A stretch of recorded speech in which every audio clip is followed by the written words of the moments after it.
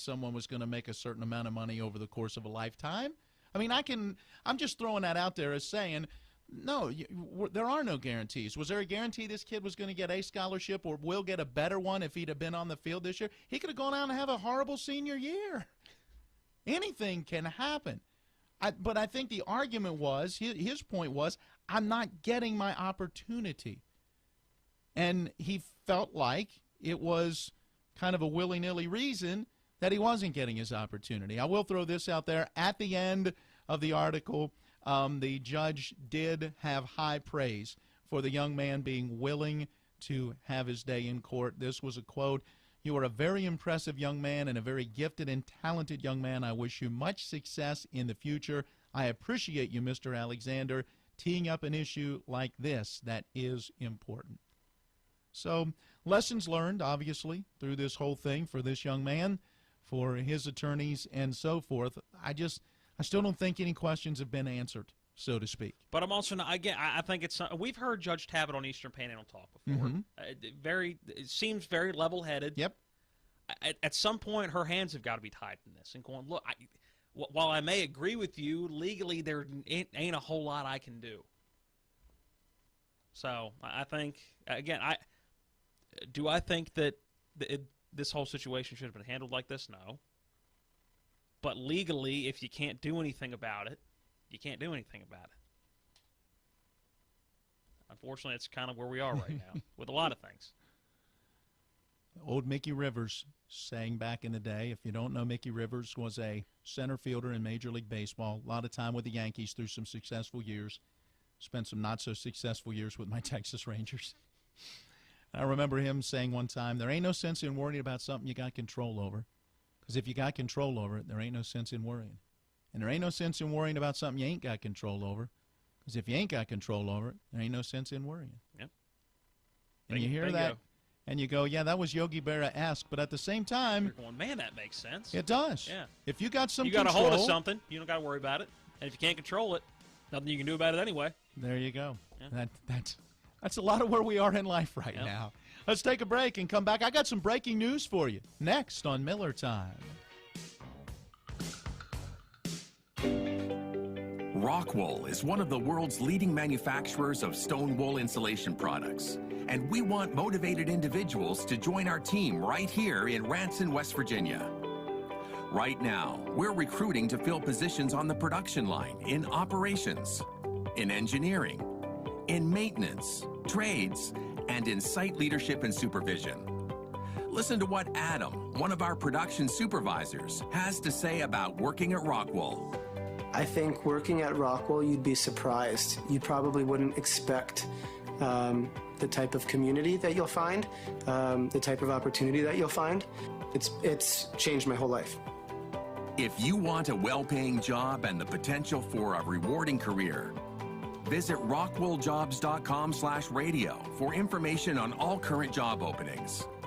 Apply now at rockwooljobs.com/radio. Pete Doherty will put Berkeley and Jefferson County first in the state Senate. Doherty has spent 4 decades fighting for our children, seniors, and veterans while keeping the Eastern Panhandle safe from crime. As your senator, Doherty will fight back against the Charleston establishment, ensure that police have the funding needed to protect our communities, repair our crumbling infrastructure and high-speed internet, and be a champion for public education. On November 3rd, let's tell Charleston there's a new sheriff in town. Vote Pete Doherty for state Senate. Hi, this is Delegate John Hardy. I've been humbled and privileged to serve the people of the 63rd District for the last 2 years. I would be honored to serve you again for a second term. As your legislator, I am proud to have introduced and led the passage of the Excise Tax Reform Bill, returning over $3 million to the Eastern Panhandle. I'm a lifelong resident.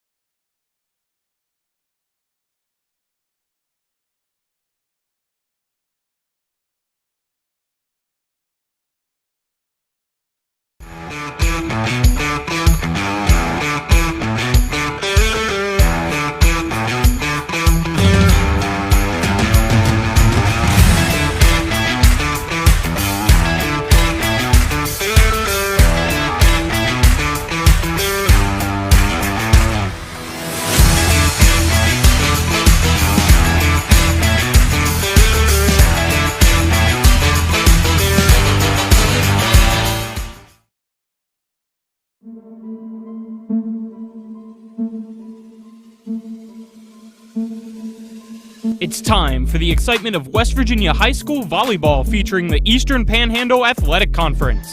Tonight's coverage is brought to you by WVU Medicine East, Berkeley and Jefferson Medical Center, Hagerstown Ford, Brown Funeral Homes and Cremations Robert Fields and Sons, Parsons Ford, Panhandle Dumpsters, and Smallwood and Small Insurance.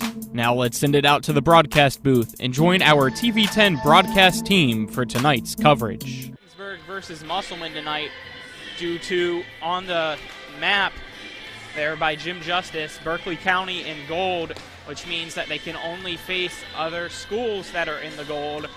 So Martinsburg and Musselman are facing each other tonight instead of Martinsburg facing Jefferson and Musselman facing Washington. Well, Colin, I'm glad to be here with you this evening. I'm just wondering if CARES Act funding could supply us with better seating arrangements. Yeah, a little table or something would be nice, but not the worst setup I've seen, and hopefully, nonetheless, it'll be smooth here as we have, it will be JV to our right, freshman to our left. We'll be focusing on the JV match between the Bulldogs and Appleman. And then varsity will follow 20 minutes after. Looks like it'll be gray for Musselman, black for Martinsburg. And our first broadcast together were these same two teams as well. And then Musselman got the sweep that night. Yeah, it should be interesting. You know, Martinsburg had made an adjustment in that match with their outside hitter, their middle, and they've had a couple extra matches now to prepare. I think no matter what, there's some type of mental change that's going to need to be made, and I wonder almost if Martinsburg has a slight advantage coming into this match because they didn't have to think about playing the perennial state contender and the fact that Musselman beat them at the end of the season last year and most recently a week ago. They didn't have to think about it. They don't have to get in their own head, whereas Musselman's coming off a loss. No matter what, there's a chink in that armor was exposed at the defeat to the Eagles, and it'll be interesting to see how they respond. Yeah, it also will be interesting to see how both teams respond because it wasn't scheduled for this up until yesterday, I believe, or sometime this weekend. I know we heard this yesterday it was that these two teams would play. So scouting-wise or prep-wise, you're preparing for two different teams, and now you have 24 hours to prep for a completely different team.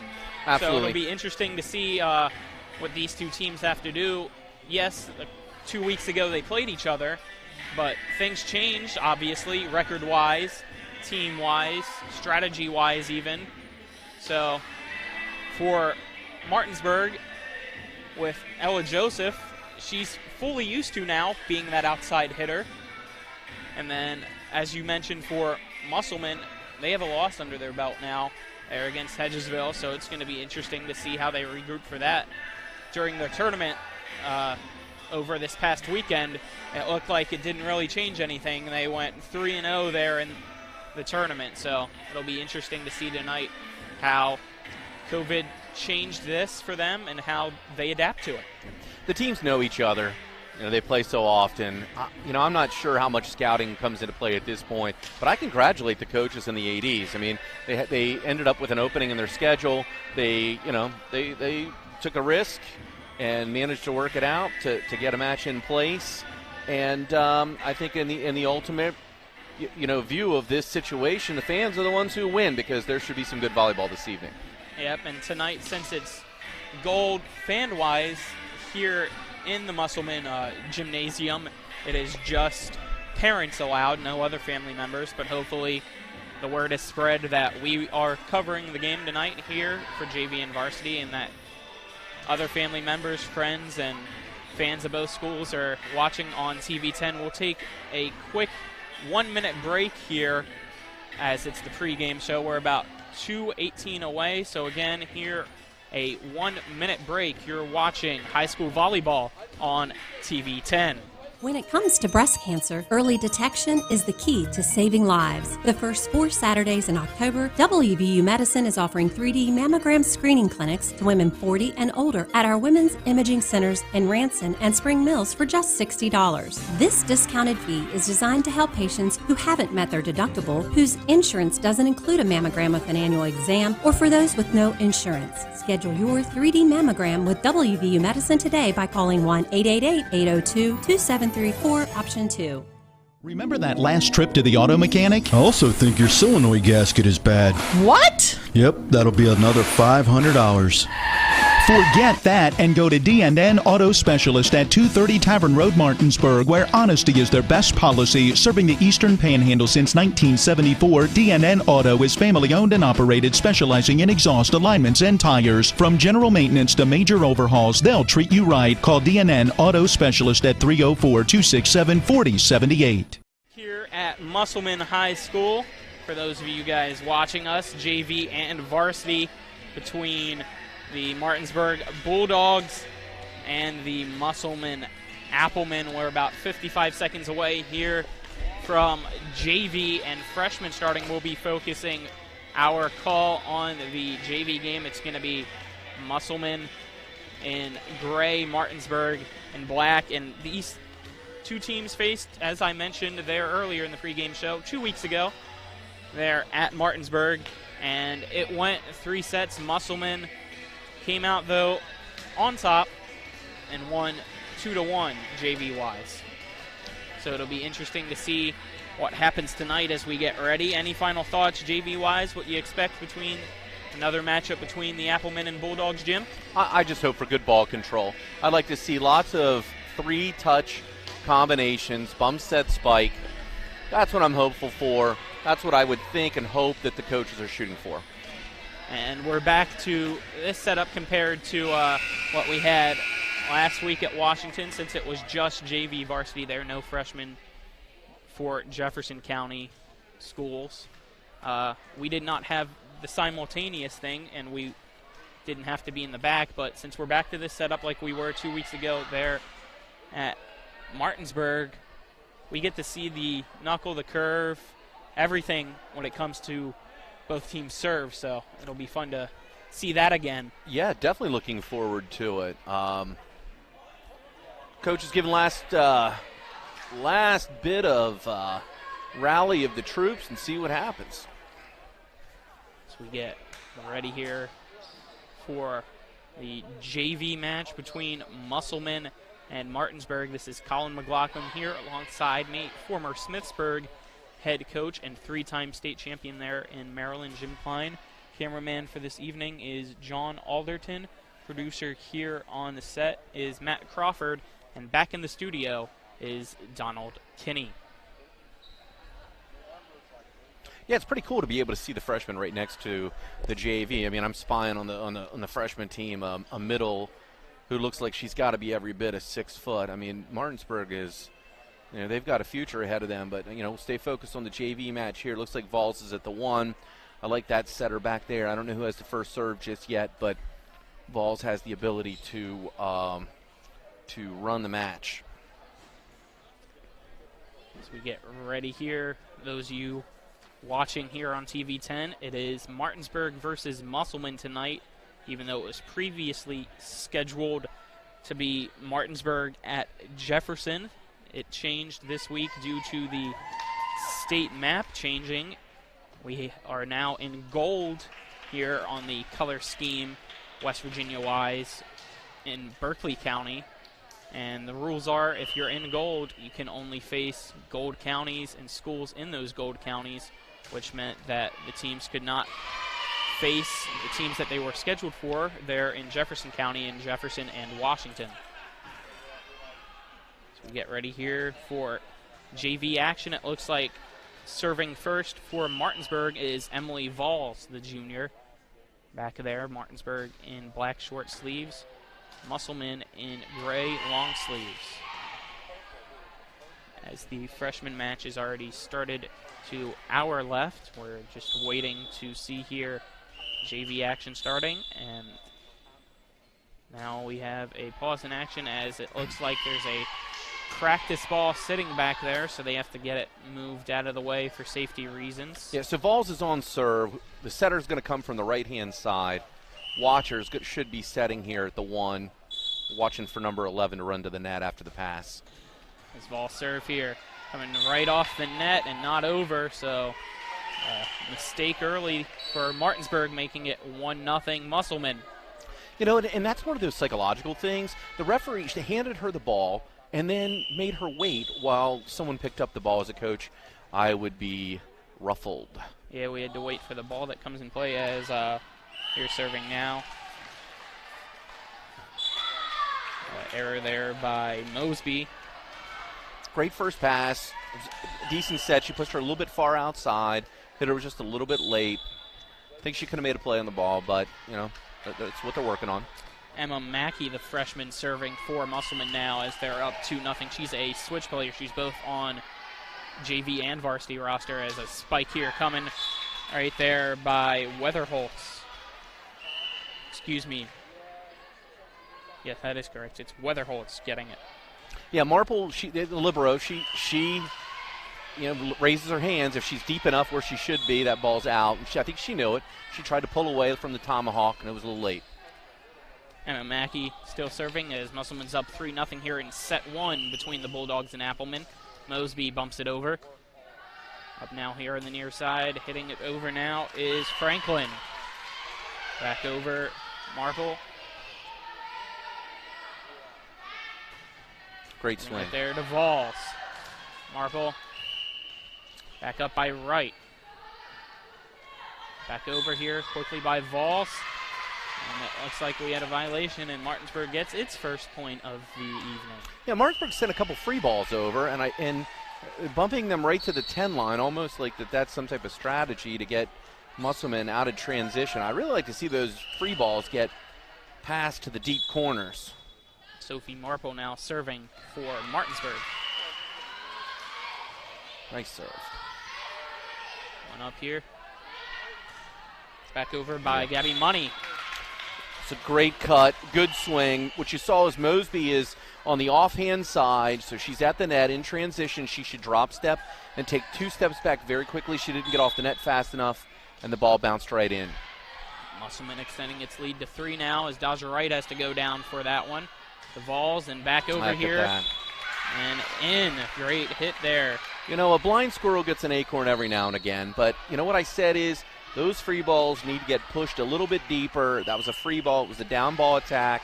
She pushed the ball deep. Musselman had gotten sucked up on all those short balls, and it finds the floor. I think that's a good play. So 4-2 now is the score. Maddie Fischel, the sophomore, serving now for the Bulldogs. Now looks like we have some confusion now here between the head official and who's serving now for Martinsburg. That one comes right up the middle here to Mackey. Sets it over to this side here. Weatherholtz. Roof. Getting roofed, and it's now 4-3.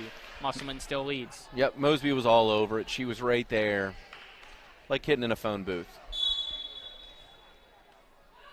Lena Mosby, a freshman for Martinsburg. It's that one back over here by Mackey. Dodger Wright just hits it back over. Quick save here. Weatherholtz just tips it up over the head of Vols and gets a point. It's that time she knew the block was coming and just tipped it right over him. And Wright was right in position on defense. She had a great block, just didn't push it to the floor. Gabby Money now serving, and that one right off the middle of the net. And it goes back serving for Martinsburg now. Wow, so both of the Money servers, Money and Vols, both missed their first serve. Interesting. Now, Kalani Chacon is serving for Martinsburg. Yeah, this was a difficult serve receive a couple times last time. That one also hits the net. Had a really good knuckle there. It dropped quickly because of the speed, but was not able to get it over there. So back-to-back net violations from each team. And now it will be Weatherholtz serving for Musselman. Nice serve right up the line. Dodger right, just missing it, so another point for Musselman. And I'm okay with that. I like to see that. So what they're trying to do is they're trying to move more of an up-tempo play. So Wright came a little bit quicker, set was a little bit quicker. She was just a little bit late, and it pushed too far outside. It's an interesting thing here, JV-wise, due to the setup here, having both freshmen and JV going on simultaneously, because in the auxiliary gym there's a water leak, so they're unable to use it as Wright spikes that over. And Musselman has an error here, resulting in a point for the Bulldogs. But as I was saying, serve-wise there for Weatherholtz, for Musselman, for those of you that can see, her feet were all the way up here to the front row of the bleachers. That one here comes into the crowd a couple rows up. Yeah, they handled the tough serve, and both sides had, it was a nice rally. Both sides formed some type of an attack. There were two good digs before Martinsburg put it away. It's the Bulldogs now back on the serve, trailing by 1. Great serve, and that's trouble. Money's got to go to the floor. She's got to get lower than the bottom of the net to try to bring it away from the net so that her team has a chance to bring it back. Difficult situations, good learning experience. That's Jadalyn Joseph, the junior, serving for Martinsburg, as she is being a switch player tonight for JV and varsity. She's typically only on the varsity roster. At least that's what they gave us a couple weeks ago. But tonight she's playing JV as well, as she gets subbed in now for Sophie Marple.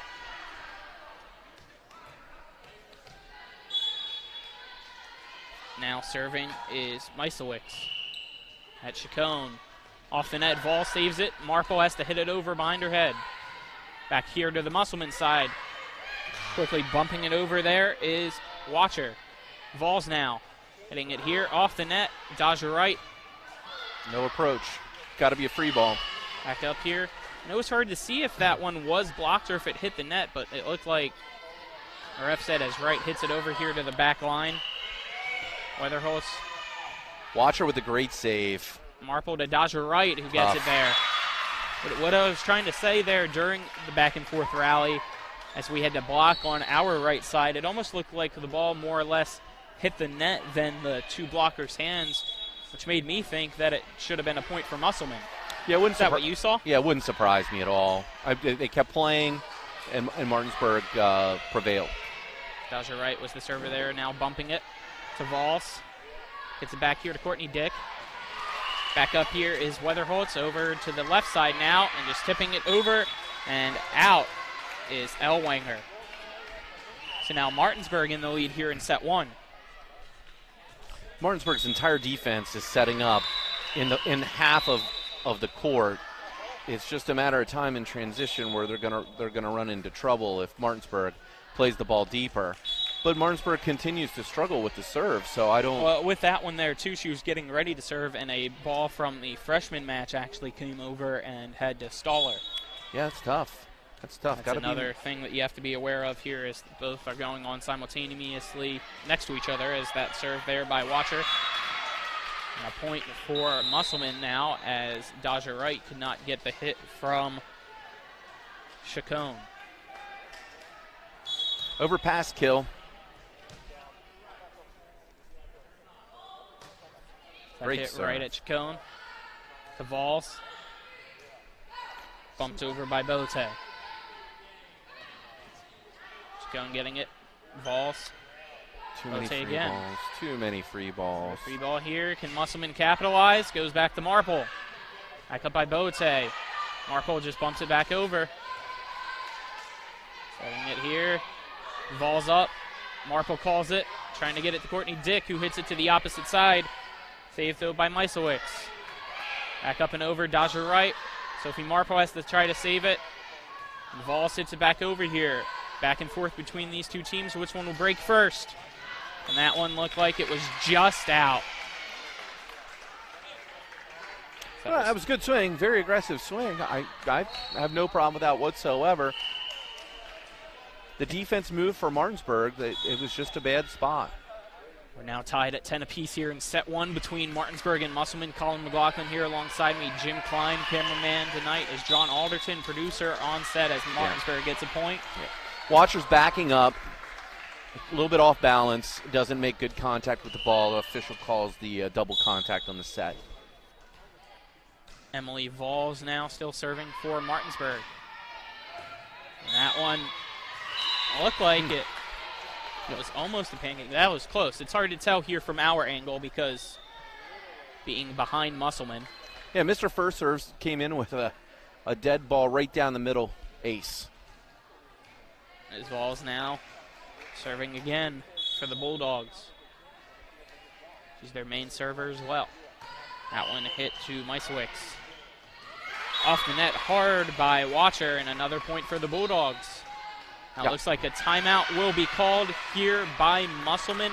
We'll take one as well here in set one, a 30-second break. The score is 13-10. Musselman trails Martinsburg. 30-second break on TV 10. The Palace Lounge in Martinsburg offers hand-cut, locally sourced steaks, fresh seafood, and sandwiches with great daily specials like 75-cent wings all day Monday, prime rib on Tuesday, New York strip on Wednesday, and chef specials every Friday and Saturday. Ask for the lunch punch card and have lunch on the Palace Lounge on Edwin Miller Boulevard. And don't forget the Big Apple Lounge on Sater Drive in Inwood. Back here at Musselman High School, Martinsburg leads 13-10 here in JV action set one against the Musselman Appleman. Colin McLaughlin alongside me is Jim Klein, cameraman John Alderton. Matt Crawford's our producer here at the gym, and back in the studio is Donald Kinney. Back here in action set one as Emily Vols sets it over from Martinsburg. Bump back up here on the near side, and a hard one right to Daja right there by Elwanger. Back up here is Mosby, hit by Meisowicz. Set by Weatherholtz. Back up here by Elwanger. Marple to Vols. Back up here. They're trying to get a lot of spikes here on the left side, the Applemen are. And a miss hit there by Vols trying to get the bump from Marple. And it's a point for the Applemen. Yeah, great rallies, good passing, good attacks. Vols just couldn't get there to that last contact. But good rally. This is what you want out of JV. This is good quality, high caliber volleyball. We had a substitution there, and Emma Mackey now in to serve for Musselman.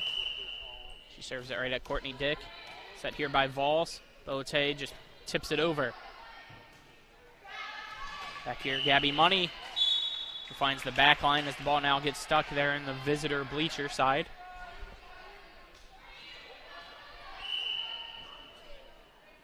Emma Mackey now serves again. 13-12 is your score. Martinsburg still up here in set one. Daja Wright miss hits it, and it's tied up. That one came at her fast. She thought she was set properly enough, but it hit her arms high. When you look at the fundamentals, see how important it is at the JV level just to put the ball in play and work on the fundamentals. Mackey directly at right again to Marple. Over the head by Vols. Back up here by Meisowicz. Wow. Spike down there by Weatherholtz, who gives the Applemen the lead.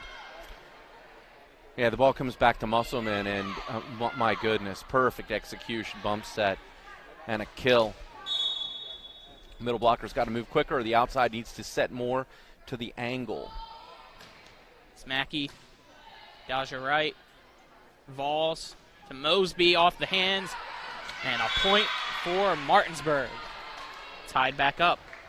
See, the front row is moving away from the front row. The back row is moving forward.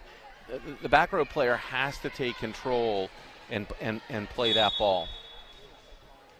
Mackey, I think that was Mackey's ball. Sophie Marple on to serve for Martinsburg. Great serve. Right there at Meisowicz. Over here by Gabby Money. Right at Vols. Marple. Back to Vols. Oh, my. That one hit down hard by Joseph. Yeah, that's She was play. waiting for that one. Eyes lit up in excitement. Kendall Watcher's eyes lit up in fear. Her follow through, her hand snapped. Good wrist movement. She put that straight down. That gives Martinsburg the lead again here in set one. Marple. Right at Meisowicz. Right back over. And down hard there. Beautiful spike as well. That one by Weatherholtz, the sophomore. Tied up at 15 apiece here in set one. JV is best 2 out of 3 here in West Virginia. Franklin serving at Marple. Vols has to get it. Bote back over now to Musselman side. Set up. Hit right at Marple. The Vols. Joseph right off the net. She saw that wide open left front line. Just wasn't able to get it over that time. Yeah, the junior smelled blood. She went for the kill. Just netted it. Franklin to Marple. The Vols to Boate, who just tips it over. Free ball here. Vols. Marple. Back to Vols. Setting it here. Gabby Money tips it over. And Dasha Wright not able to get it.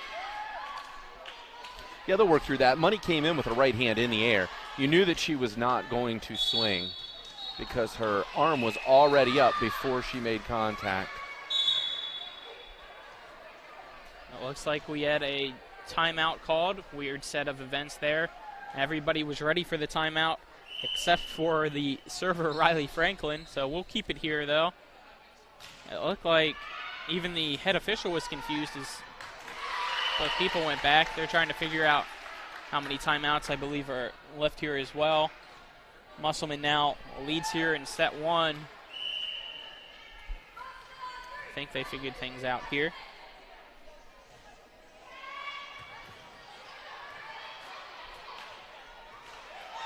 I think the head official would like it when the second official tells him there's a timeout.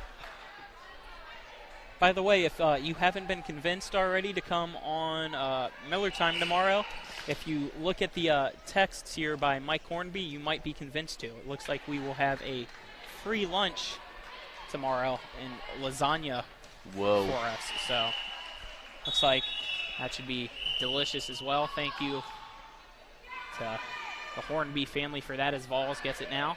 Back over here by Bote. Gabby Money hits it over to Marple. And that one, Vols was trying to see if it was coming down on Martinsburg's side. It went to the other side for the Appleman. And getting it there was Crawford. Yeah, everyone was on the net there for Musselman, ready for the overpass, and they made him pay. Riley Franklin still serving for Musselman, and that one hits the net. So Martinsburg will now be back serving. 2-point game here in set one. Best 2 out of 3 between Musselman and Martinsburg. Colin McLaughlin here alongside me, Jim Klein. Cameraman tonight is John Alderton. Our producer here at the gym is Matt Crawford. Back in the studio is Donald Kinney. Serving now is Maddie Fischel for Martinsburg. Vols now gets it. Point there as that was a push. Yeah, they're calling prolonged contact. That's a tough call. Let the JV play. Fischel getting it at Mackey. Gabby Money here, just trying to bump it over. Joseph hit it twice, but nothing was called, and it will be a point for the Appleman anyway. Yeah, free ball error. That's costly. Marple's a scrappy player, so it kind of surprised me.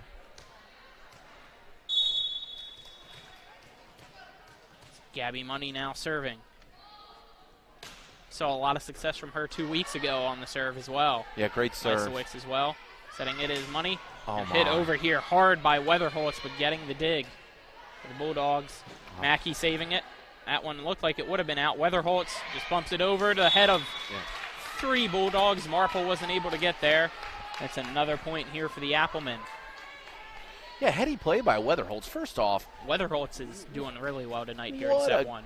What a great swing. And then she comes back off the swing and pushes the tip deep up the line. Money hits that one off the net. But yeah, JV-wise, just being in the correct mindset to know when to spike and when to just tip it over is very impressive and something that coaches would love to see. Here, Chacon now on to serve for Martinsburg. Trails by 2. here in set one against Musselman in JV action as Weatherholtz gets that one over and out. Bulldogs now within one. Yeah, the attack was outside the antenna. The set was pushed a little far outside. Hard for Weatherholtz to adjust that late. Cone now back serving again. That one at Weatherholtz. Joseph just hits it right over Gabby Money, who was up against the net. And Meiselwicz wasn't able to get there as those two now try to talk with each other, figure things out. Tied back up here in set one. Tied up. Here we go. It has been back and forth so far between the Bulldogs and Appleman. Chacon hits that to the back line. Mackey back over here by Washer. Marple now to Vols. Over to Joseph, who hits it over to the back line, and that one just out. Free ball error. So costly. And now Weatherholtz, who's been on fire, back to serve. Again, she's all the way back here at the front row to get the running start. And hits the net.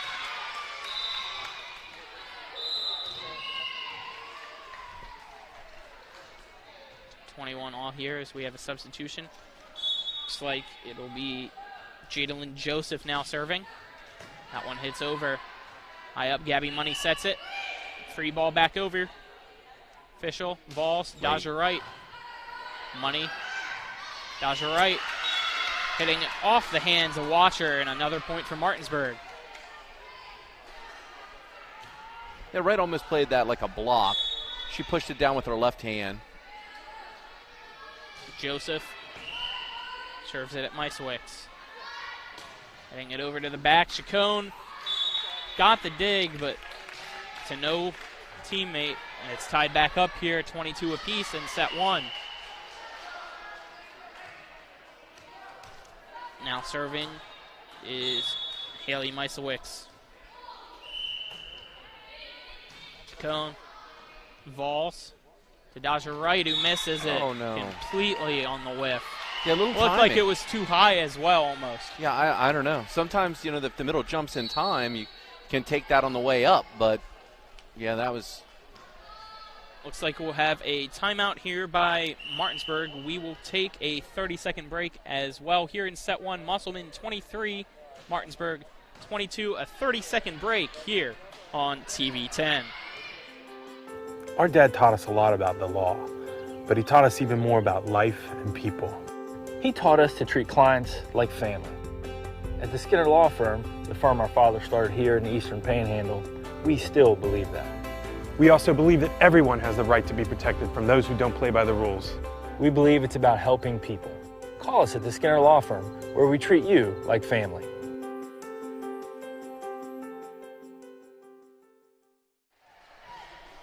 Back here at Musselman High School, set one. Musselman leads Martinsburg in JV as the serve here by Meiselwicz at Chacon. Dodger Wright hits it back over. Gabby Money now with it. Low. Just tips it back Sharked over there by Meiselwicz. Excuse me, that was Elwanger. Meiselwicz now. Money. Elwanger hits it over to the back line. Official. The Vols to Dodger Wright. Reset here, and miscommunication there. Don't know what happened. Franklin just let it fall right in front of her. So in transition, Watcher's got to get to the two. She's got to get offhand. Money is also trying to get to the right side where she sets. And Watcher backed right into that line of that path. Tough play in transition. So now we have another timeout called, but we'll keep it here since we just took one before that last point. Set one here, 23 apiece. Best 2 out of 3 JV-wise between Martinsburg and Musselman. Colin McLaughlin here alongside me. Former Smithsburg head coach, 3-time state champion there in Maryland, and Jim Klein. Cameraman is John Alderton.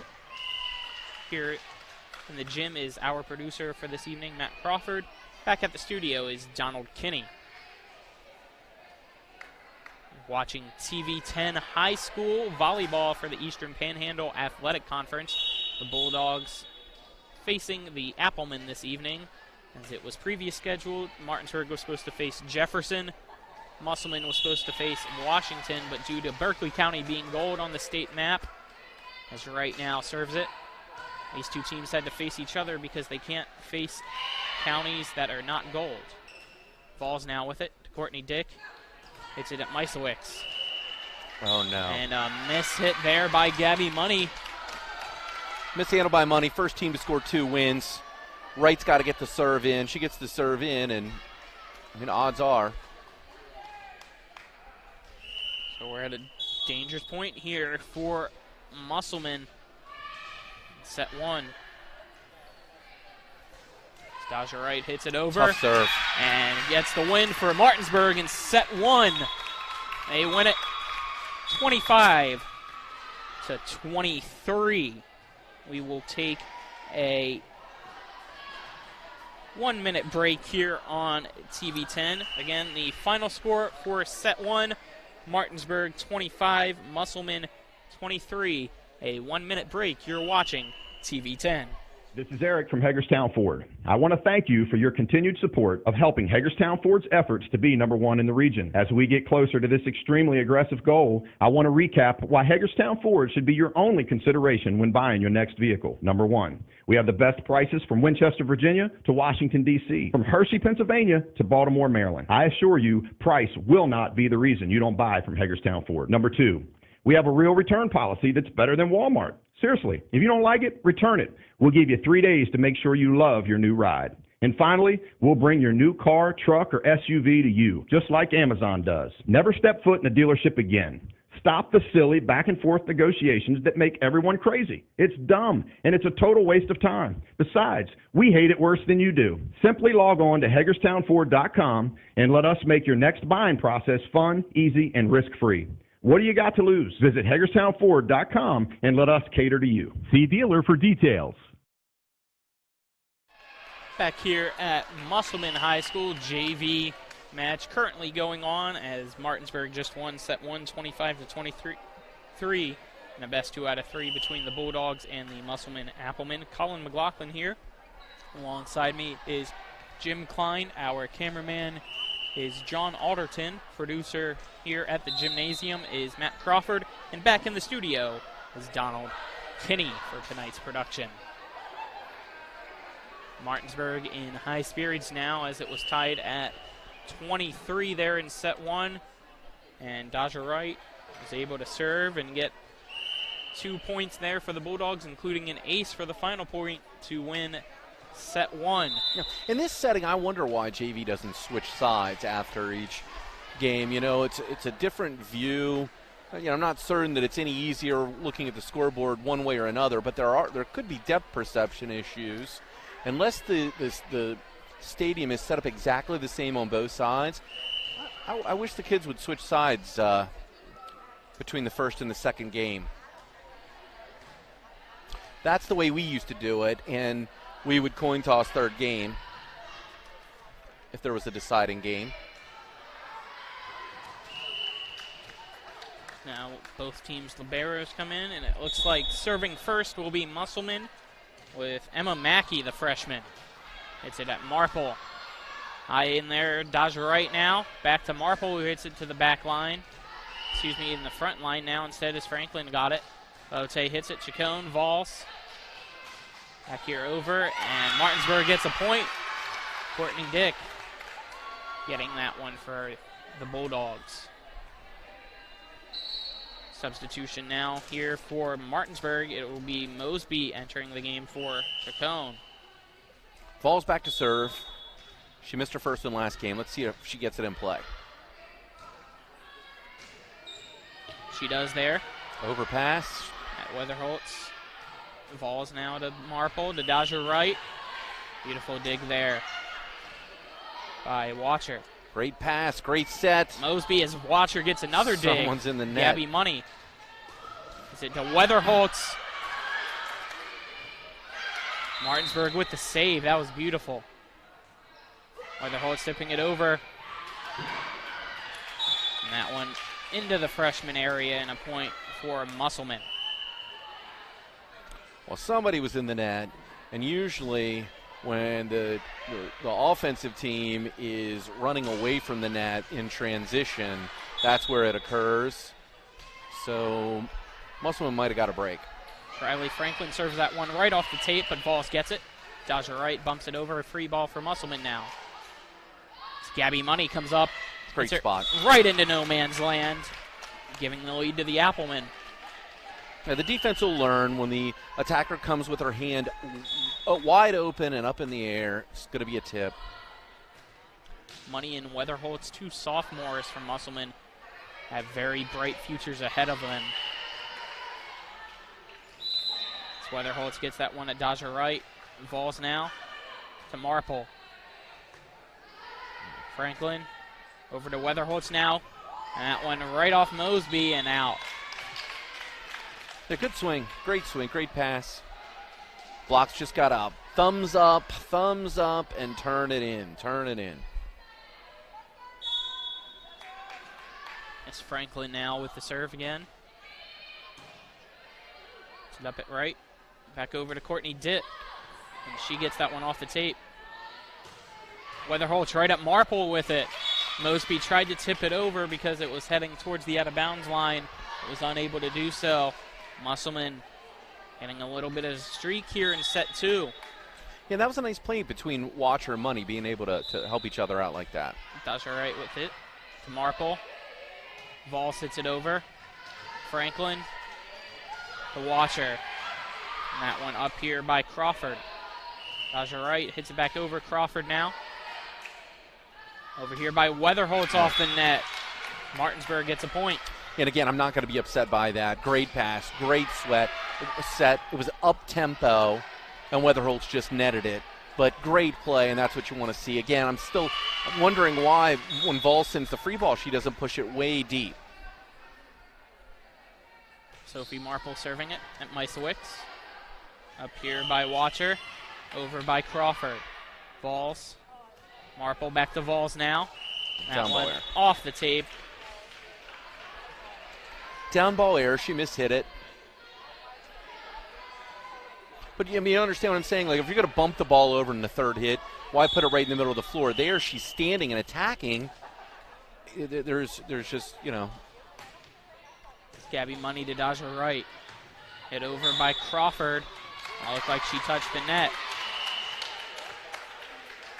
Yeah, they called a net violation. Wow. I think that's one of the first times we've seen this crew call a net violation. She was right there. She just pushed a little too hard. It's like Fischel will now serve. That one at Weatherholtz. Up by Watcher, back over. Vols now to Mosby. Back at Misowicz. Money. Weatherholtz again. Weatherholtz tipping it, but not far enough. She likes getting it behind Vols usually, but was not able to do so there. As Money sets it here to the other side, who bumps it back over and not getting it over the net there. I believe that was Kendall Watcher. Yeah, real low back set. Watcher's either got to be on the move to play that or she's in trouble. Maddie Fischel, the sophomore, with the serve. Weatherholtz to Money. Back to Weatherholtz, who tips it to the back, and Marple had to run back there as Fischel wasn't ready. That'll be a point for the Applemen. See what I mean by the deep free ball? You catch the defense sucking up. She pushed the deep free ball into the corner. And even if Martinsburg plays that, they have time. Musselman has time to reset their defense. So we're here in set 2 of a best 2 out of 3 for JV as Weatherholtz serves that. Vols to Joseph now. And that one goes out of bounds. Joseph couldn't get to it because it came over the net. As I was saying, we're here in set 2. Martinsburg won set 1, 25-23. So if they win this set, it's over. If Musselman wins, we will go to set 3, winner take all. Weatherholtz trying to communicate with her team now. She's ready to serve. That one right at Fischel. Vols to Joseph, who hits it over there and perfectly in that back corner.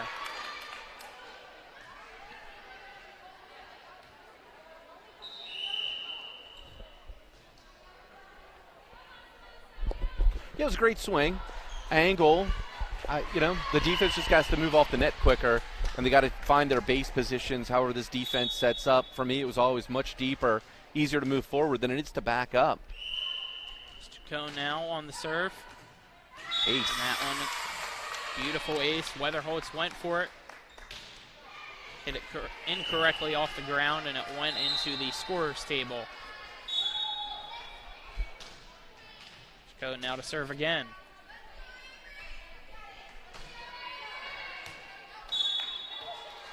That one just out. Great heads-up play there by Meiselwicz to let it go by. Yeah, good play. It's just your JV level. You really like to see, it's an aggressive swing. You just like to see them concentrate on finding the floor, keeping it in play. Meiselwicz now has the serve be a net error.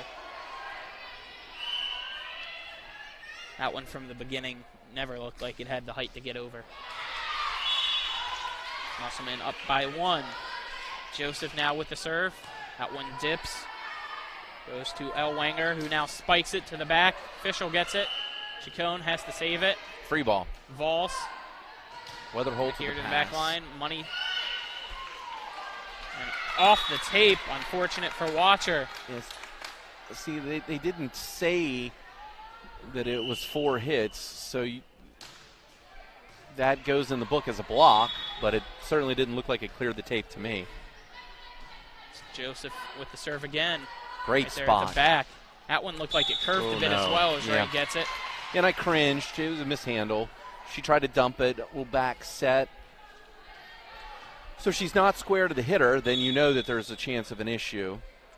Now Martinsburg leads here in set 2. Joseph with another serve, and that's an ace. Will Musselman call a timeout here? It's been 3 straight points, I believe, for Martinsburg. Yeah, Musselman needs a timeout. We got to get in system right here. This is a tough serve-receive situation for some reason, and it really looks to me like their right back is...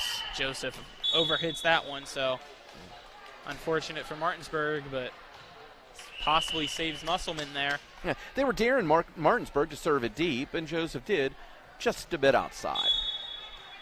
Kendall Watcher now on the serve for the Applemen, who trail by 1. That one right at the middle of the Chacon. Vols, Courtney Dick, who hits it to the back. Up here by Weatherholtz. Oh, my. Hard spike there by Elwanger. But Marple now with it. Hits it at the back line, Weatherholtz. Back up, Gabby Money hits it in. Vols, dodger right. Looks like we had a lift, I believe, so a point for Musselman. Official calls prolonged contact, which is a tough call. If her hand was closed, unless the ball comes to rest on her hand. Serve there, dodger right with it.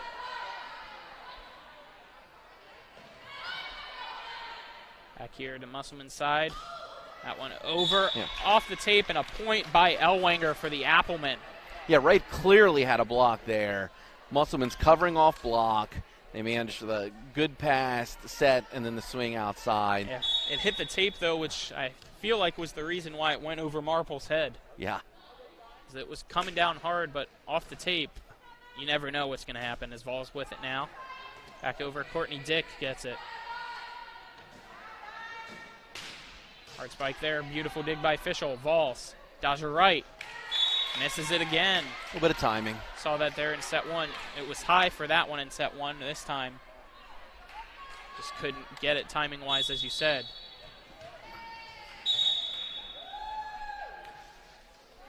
Looks like we'll have a timeout called here. We'll take it as well. It'll be a 30-second break. Here in set 2, Musselman leads 12-10 over Martinsburg. A 30-second break here on TV 10.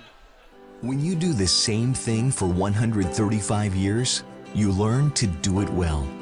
For 135 years, we've been helping families through the hardest times of their lives. That's because we're a family as well. When your family loses a loved one, we're here to help. We're Brown Funeral Home in Martinsburg, Inwood, and Charlestown, Ranson. We're here when you need us. Back here at Musselman High School. Looks like the freshman match has finished. We still have JV here in set 2. Musselman leads here in set 2, 12-10 over Martinsburg. Martinsburg JV won set 1, 25-23. So if Martinsburg wins this one, it'll be over, and varsity will get to start 20 minutes after. If not, it'll go to set 3 as the serve here by Watcher. Yeah, Musselman, it feels like they're in control right now. So we'll see. That one, it's a little tip over there by Ellwanger getting the point. We've seen that a lot there from the left side, just finding that back left corner, whether it was set 1 by Weatherholtz or Ellwanger. Marple just hasn't covered that back left corner. Very different strategies. As well as other people there for Musselman pushes it deep. Martinsburg pulls it up. Falls now with it to Dodger right. Back over here by Ellwanger. And again, that back left corner being attacked. Another point here for Musselman. Yeah, for my teams, the libero always played at the 6, the middle back, and then that person would swing line to line on defense. Marple came out, so maybe she wasn't swinging like she was supposed to. After that, those last 2 points, Marple's out. Joseph's now back in there at that back left. This time it's hit in the middle at Chacon to Vols. Joseph with it.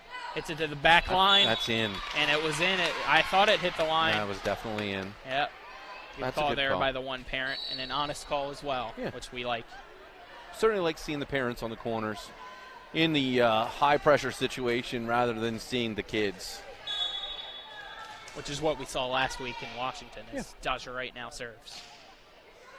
That one looked like it had power to come to the back line, but just died quickly. As Vols now with it. Hits it there at Weatherholtz, back over to right. To Vols. Bote blocks. Back and forth now, bumping it over right. Joseph. Vols with a free ball now for Musselman. Went over here. Off the hands and a point there by Ellwanger. Yeah, she tried to mix it up, try to do something a little bit different with the outside swing. It just didn't work. Ellwanger, it was a good swing. She tried to hit line. The line has worked. That time she just missed. 14-12 now, it says on the scoreboard. Musselman leads. It's off That block. one at Joseph. Vols to Courtney Dick. Hits it over to the back line here. Weatherholtz over to Ellwanger now. Ellwanger off the net, and then the pole. And Joseph with it. Vols. Over here. Roof. Big block there by Boate. Beautiful roof. She timed it perfectly. She was ready for it, too. You could see in her face that she was focused and, as you said, timed it perfectly. Spouse right. Service. Ellwanger. The Watcher. Back to Ellwanger. Who tucks it in that back left corner again for Musselman. Now Sydney Ellwanger, the freshman, will be serving after getting that point. Joseph, high almost off the basketball hoop as Bote hits it back. And a point again for Musselman.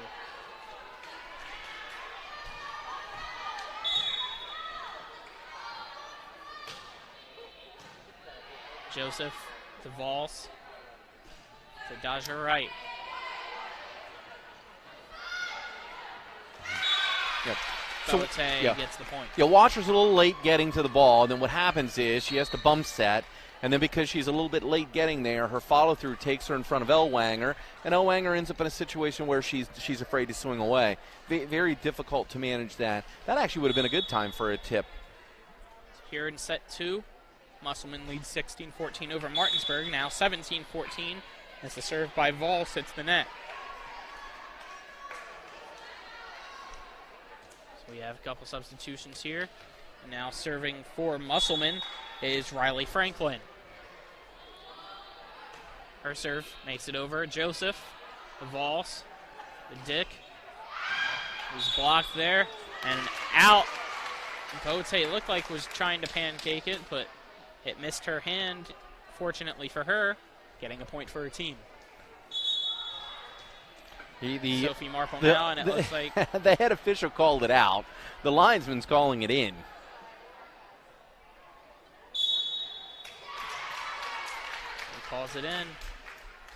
So the linesman overruled the head official, and the head official has overturned his own decision and handed the ball to Musselman. Which is interesting because one's an official, one's technically a parent. Vols now with it to Courtney Dick. That one Mackey was unable to get. Martinsburg with the point now. The head official should not be calling the ball out if he can't see space between the ball and the line. That's what the linesman's there for. So, I mean, I guess technically that's good. That is true. As Marple serve hits the tape and stays on Martinsburg's side. 2 missed serves in a row for Martinsburg. It's the run and shoot yourself in the foot offense right now. It's Gabby Money now serving it. That one over at right. It hits it into the visitor stand, so an ace there by Gabby Money. Let's see if she can go on a streak like we saw 2 weeks ago. Yeah, Martinsburg calls timeout. Well Smart played. Move by there, and we will take the timeout as well. It'll be a 30-second break here on TV10. The score here in set 2, Musselman 20, Martinsburg 15. A 30-second break. You're watching TV10. You need to keep your vehicle in good working order, but car and truck repairs can be very costly. Bears Repair in Martinsburg performs all kinds of auto repairs at prices most often well below their competition. Bears Repair offers tune-ups, oil change and lubrication, small and large engine and transmission repair, wheel balancing, front-end alignment, exhaust system replacement, air conditioning checks, auto inspections, and new tires. Stop by for a free estimate at Bears Repair, 904 Winchester Avenue in Martinsburg, phone 262-0208. Bears Repair. Back here at Musselman High School, Gabby Money serve out of bounds, so it'll be a point for Martinsburg. In its textbook play, Daja Wright, she doesn't turn and watch the ball sail. She slides back and realizes because she's middle back, if the ball's above her waist, it's going to be out, and it was. And a third straight serve error there by Martinsburg. Yeah, I'd be cringing sitting on the bench right now. It's mental focus. It's put the ball in play. Come on, guys.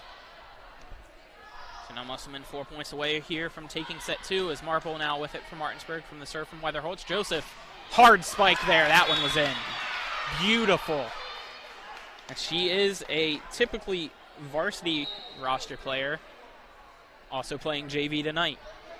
Yeah, she's doing very well. Yeah, you'd expect that from the junior. However, the supporting cast, nobody gets a kill without the perfect pass or a pass. That is true. And a good set. And clearly everybody did their job. Chacon now with it.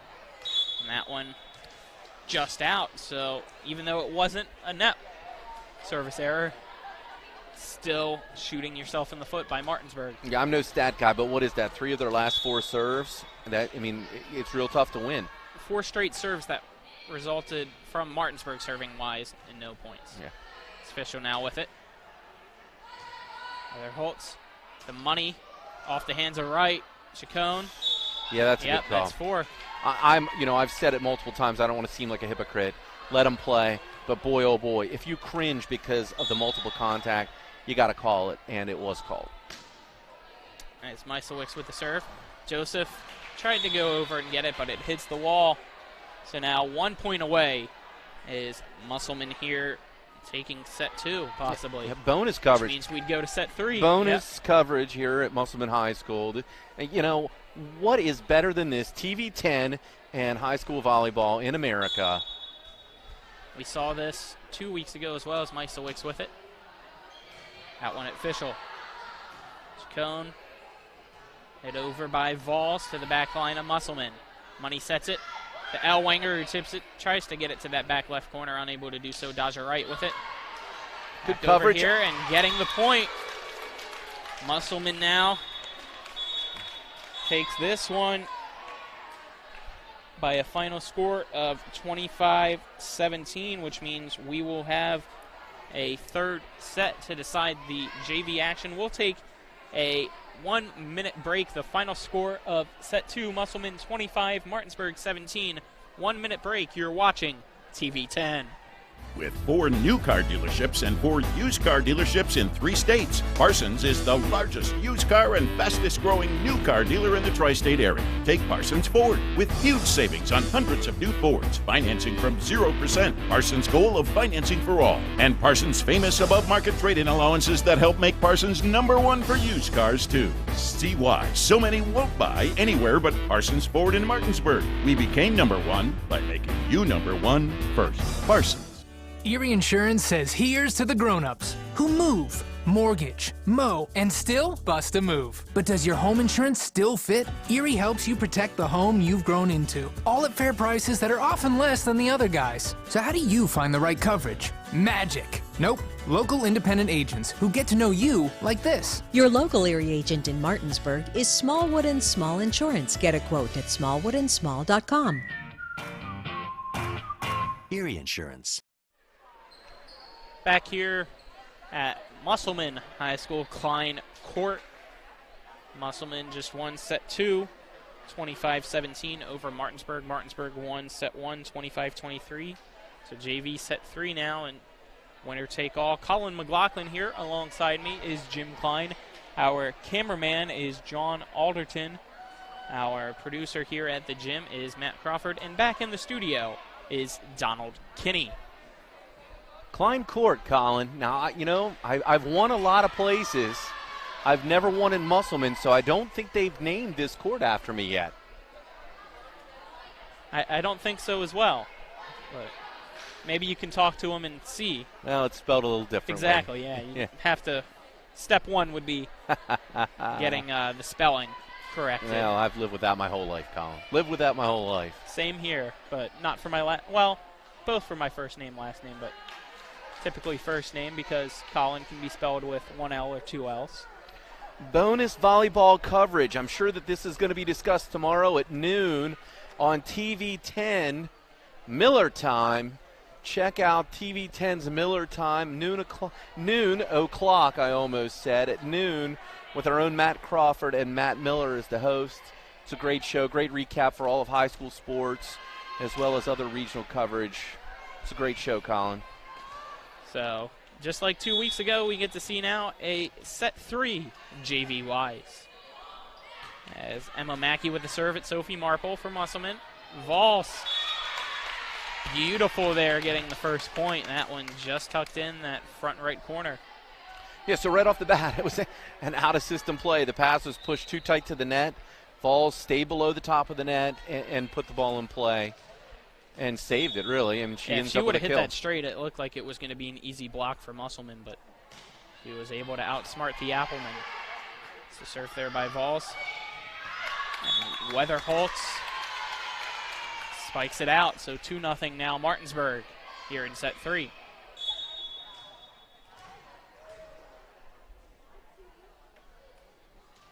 As Vols hits it. Weatherholtz set here. Weatherholtz tips it. Vols with it now. And it went behind her, so nobody could go for it. Yeah, Mosby was trying to, but didn't want to dive on top of Vols. Everyone needs to be moving around the ball. So Mosby in transition should be running backwards to have a better angle. Franklin now with it at Courtney Dick. To Vols. Bote, who hits it down to the back line. Mackey with the dig. Weatherholtz has to give it over. Free ball. Marple. Set again by Vols. This time to Mosby. Beautiful dig there by Watcher. Mackey to Vols. Marple. Tough angle. Oh, I don't like that. Mosby just sets it over. Courtney Dick just tips it over the net, over the head of Gabby Money. Nothing Watcher could have done about that one. Yeah, 3-1 now, Martinsburg. They kept playing. Pushed that free ball right into the net. That makes it real tough. Sophie Marple on the serve now for Martinsburg. That one up here. Gabby Money wanted it, but Crawford took it. Bote hits it over. Nice Wicks. Tipped over. Crawford. Joseph with another point there. Joseph with the roof in the front row. The savvy junior knew to reach over and make the play, and she did. Marple serves for Martinsburg, who has control here in set 3. Weatherholtz with the spike now. Right at Marple. Vols. To Joseph. Set back here. Gabby Money has to keep it in. And she does. Daja Wright wasn't able to get to it. 4-2 now. Martinsburg still leads Musselman.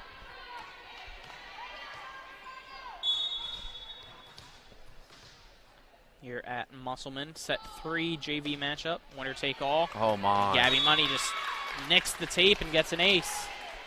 Back in the day, believe it or not, years ago, before the net was in play, you could block the spike or the serve. I'd almost think that if the net's going to be in play, give the front row a chance to defend it. Let them block it if it hits the net. I agree. It's Joseph now. Looked like she wanted to bump it, but realized she wasn't set enough, had to quickly try to change hands, and results in another ace for Gabby Money. Yeah, great serve by Money. Lots of movement on the ball. And Joseph's got to move her feet. That's the bottom line. It's all tied up here in set 3. Money. It's it hard at Marple. The Vols. Another point there by Musselman. We saw last set when Gabby Money was looking like she was going to get on the streak serving-wise that Martinsburg called a timeout. It looks like they're not going to as of right now, though. Money serves again here. Great dodger right to Joseph, who keeps it alive. Marple. Free ball Mackey. Setting it as Money. Over to Weatherhold's dig by Marple. Vols. Mosby with it in the middle now. Getting out of the way. Weatherholtz. Mosby just hits it up. Vols now. Bote tried to get it, but it was too low. And backwards, so now up by 2, the Applemen are. Yeah, Money's serve has so much movement on it. So hard for Martinsburg to get an in-system play. That one hits the net now. Gabby Money's streak there ends, and it looks like a substitution will be made here for Martinsburg. Entering the game is Maddie Fischel, and she will also be serving now for the Bulldogs, who trail by 1 here in set 3. Fischel. So that Weatherholtz. Money back to Weatherholtz now. It's in the back. Joseph.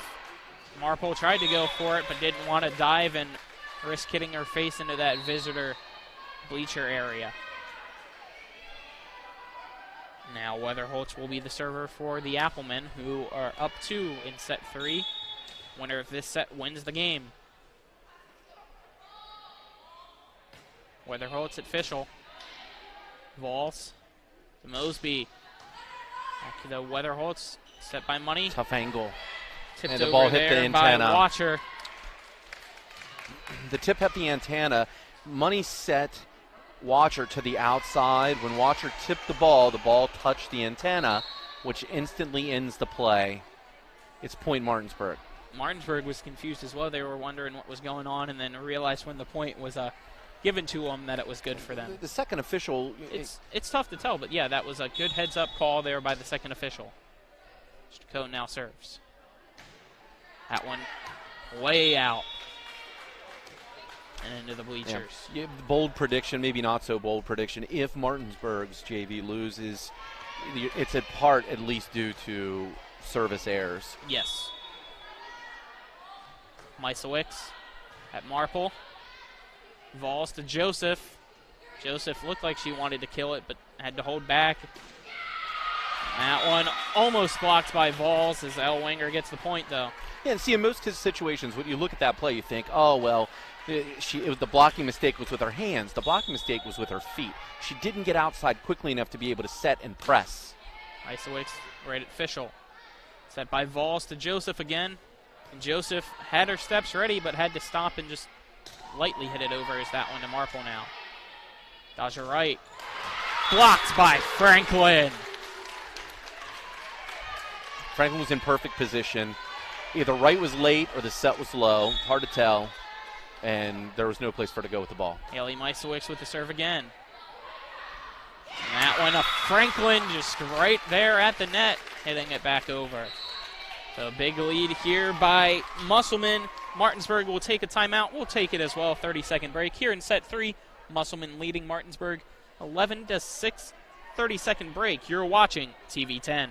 Let's talk trash, because when it comes to trash, you have options. Panhandle Dumpsters is a local family-owned garbage hauling company serving both residential and commercial customers with weekly trash pickup, dumpster service, yard waste pickup, and bulk pickups too. Panhandle Dumpsters will give you a free trash can and provide curbside service for just $23 a month. Panhandle Dumpsters features a fleet of quieter, eco-friendly garbage trucks, thereby reducing the noise usually associated with pickup. Switch now and save up to 30%. Call 833-DUMP-STR, panhandledumpsters.com. Back here at Musselman High School on CV10. Colin McLaughlin alongside me is Jim Klein, cameraman John Alderton, producer here at the gym is Matt Crawford, and back in the studio is Donald Kitty, and we're here in set 3 between Musselman and Martinsburg. Musselman leads here in set 3, winner take all for JV. Vols now. Dodger right. Money. Beautiful play there by Money. Well, Martinsburg saved her. I mean, the ball was out, and it was a diving attempt and good effort. But if the defense is moving in transition, you would hope that they would have more time to make the right call. Haley Meiselwicz with the serve. Marple now with it. To Chacon, who bumps it over. And that one out. And again, they so follow. Another point. Turn and follow the ball to the line. Clearly, we heard Weatherholt shout out. That's textbook play in transition. Meiselwicz with another serve at Chacon. Vols. Dodger right. Wanted to kill it, but hit it off the net. Yeah, Wright has the hop. She's just not reaching for it. She drops her elbow, hits it in the net. So, an 8-point lead, the largest lead of the night that we've seen. Meiselwicz serves it. Ella Joseph. That's the third time we've seen that here in set 3. She gets her steps in, but she's not able to kill it as Marple now with it. Balls to Dodger right. Touch. It's touch. Yeah, the second official caught it. That was tipped. Martinsburg point.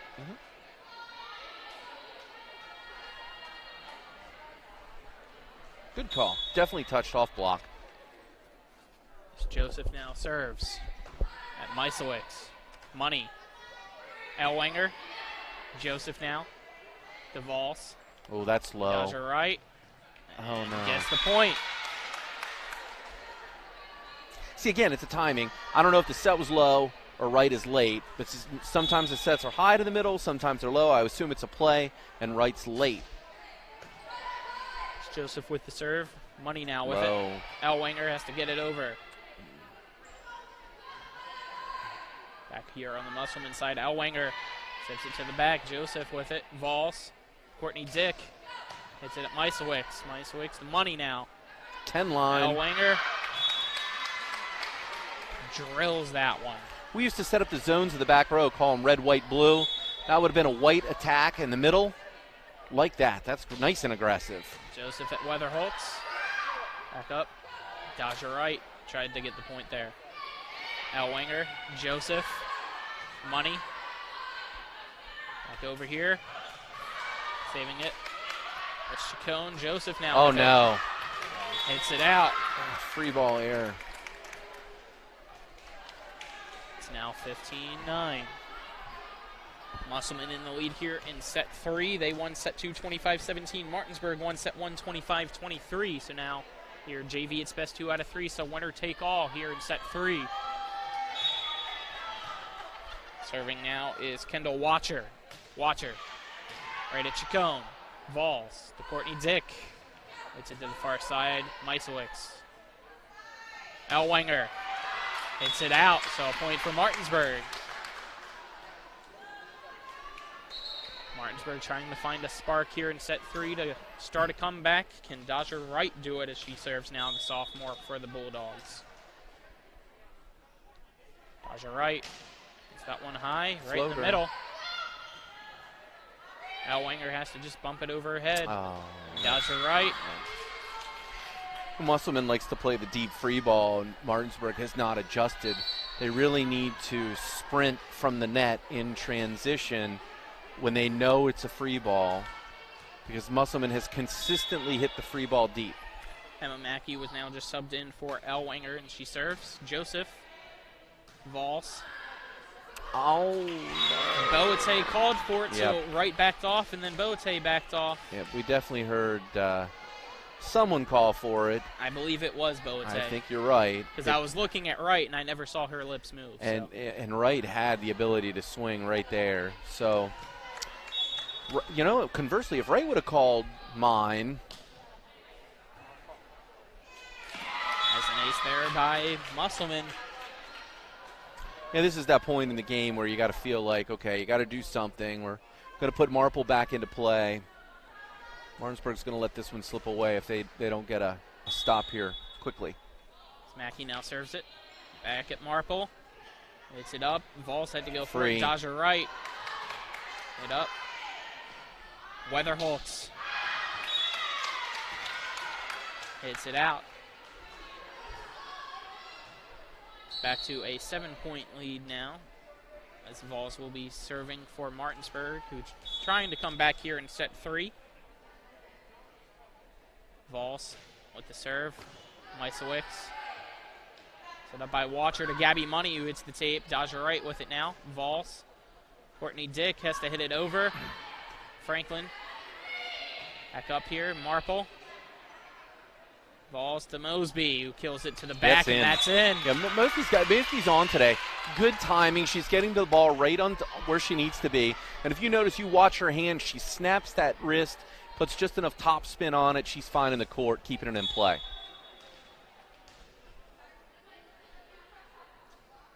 Emily Vols, the junior, now serves, and that one dies quickly and hits the net. So Musselman's Riley Franklin will now serve as they lead 19-12, Franklin. A Dick.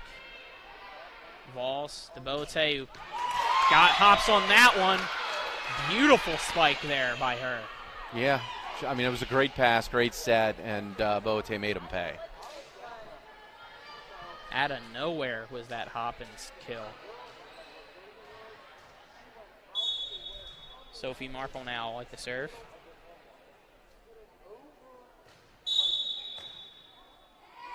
Getting past the line. So Musselman with a point. He's now 5 points away from winning the match. I don't even remember the last time I saw a foot fault on a service. It's just a mental thing. It's just. And a crucial time that could be a killer as Gabby Money serves that to Joseph. Vols. Back to Joseph now. Money. Oh, way outside. Saved there by Watcher as Marple gets it to Joseph, who was finally able to kill that one. But saving it there was Watcher. Back over to Marple now. Plenty of time to get back. Vols to Mosby. Mosby just has to hit it to the back line. Getting the point. And that's Weatherholtz. One of the first times when Martinsburg sent a deep free ball and Musselman had crept up because they kept playing these short, shallow free balls. So, maybe that's part of the strategy, but really rather see the bump set spike. Maddie Fischel serves it over now. That one, Mackey, over by Money. Vols. Joseph kills it. Mackey with the dig. Money sets it over to Weatherholtz. Weatherholtz at Marple. Vols. Up from Mosby, who hits it over to the back. Mackey now to Money. Back to Weatherholtz. Weatherholtz tips it to the back. And Sophie Marple again unable to cover that back left corner. Yeah, Crawford was a little bit late on the block. Musselman still made the dig and then was able to put it away with the deep tip. Weatherholtz now serves for Musselman. Musselman short off the net. So Martinsburg now will get the serve, who trails by 6. And Mosby's out. Chacon's in, and she will be serving for the Bulldogs.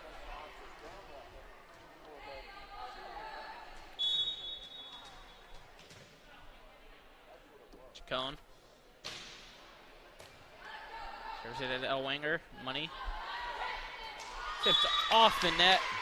Unable to get it over was Kendall Watcher. So Chacon gets the serve again from Martinsburg. Good call, Colin. The head official raised 4 fingers in the air, indicating the ball never crossed the net.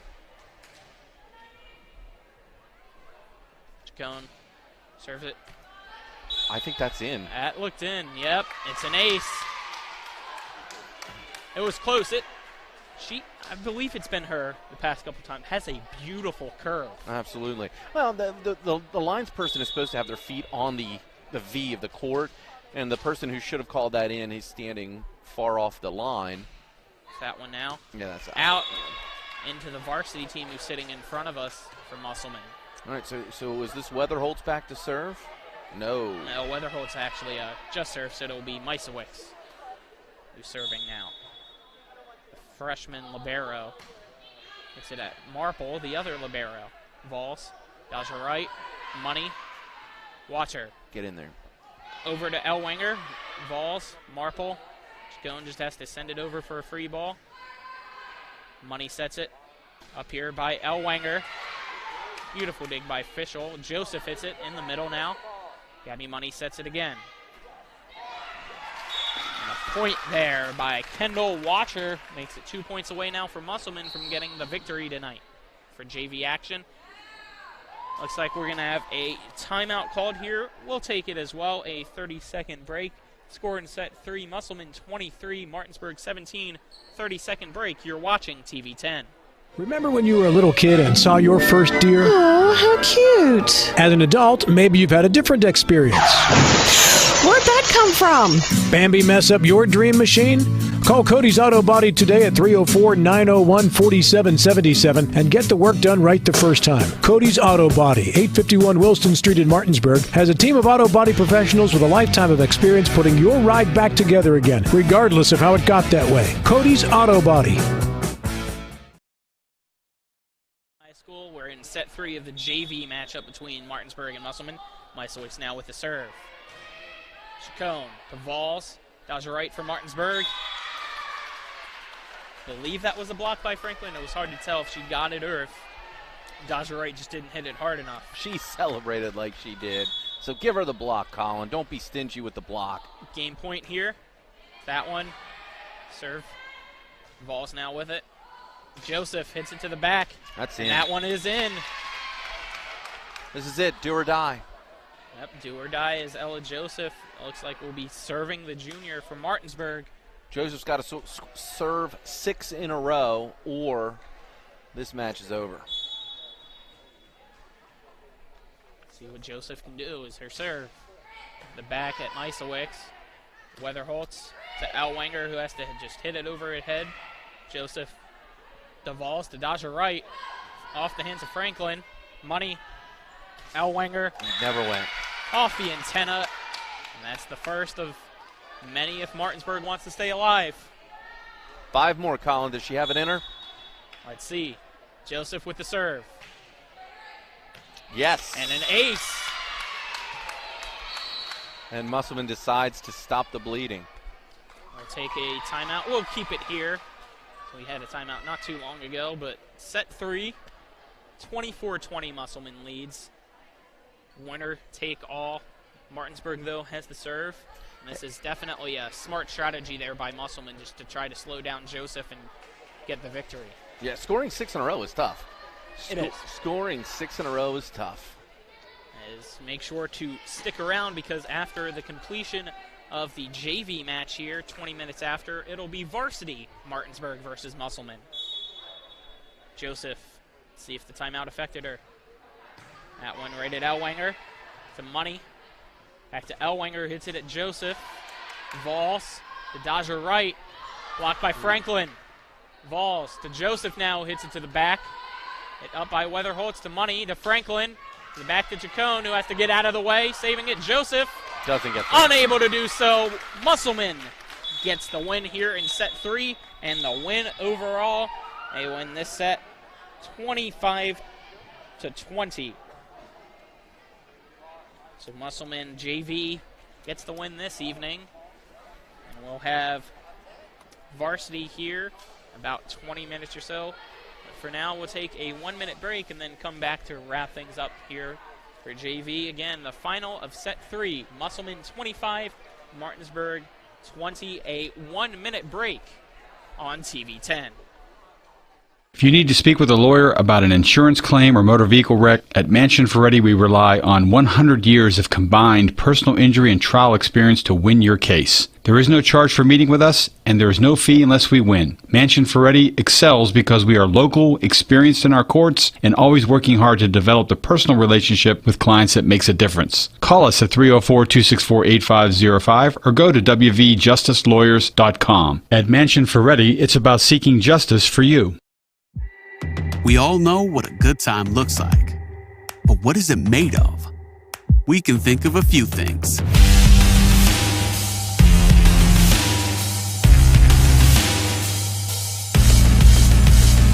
In this case, it's handcrafted food to gather around, an ever-changing variety of wine, and a Friday night.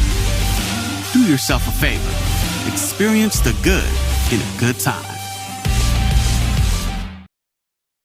Musselman High School, the Musselman-Appleman victorious in tonight's JV matchup over the Martinsburg Bulldogs. 2-1. Martinsburg won set 1, 25-23, and then Musselman won the final 2 sets, set 2, 25-17, and then set 3, 25-20. Colin McLaughlin here alongside me is Jim Klein. What'd you like there in that JV match? Well, I think that Musselman, in the grand scheme of things, committed fewer service errors.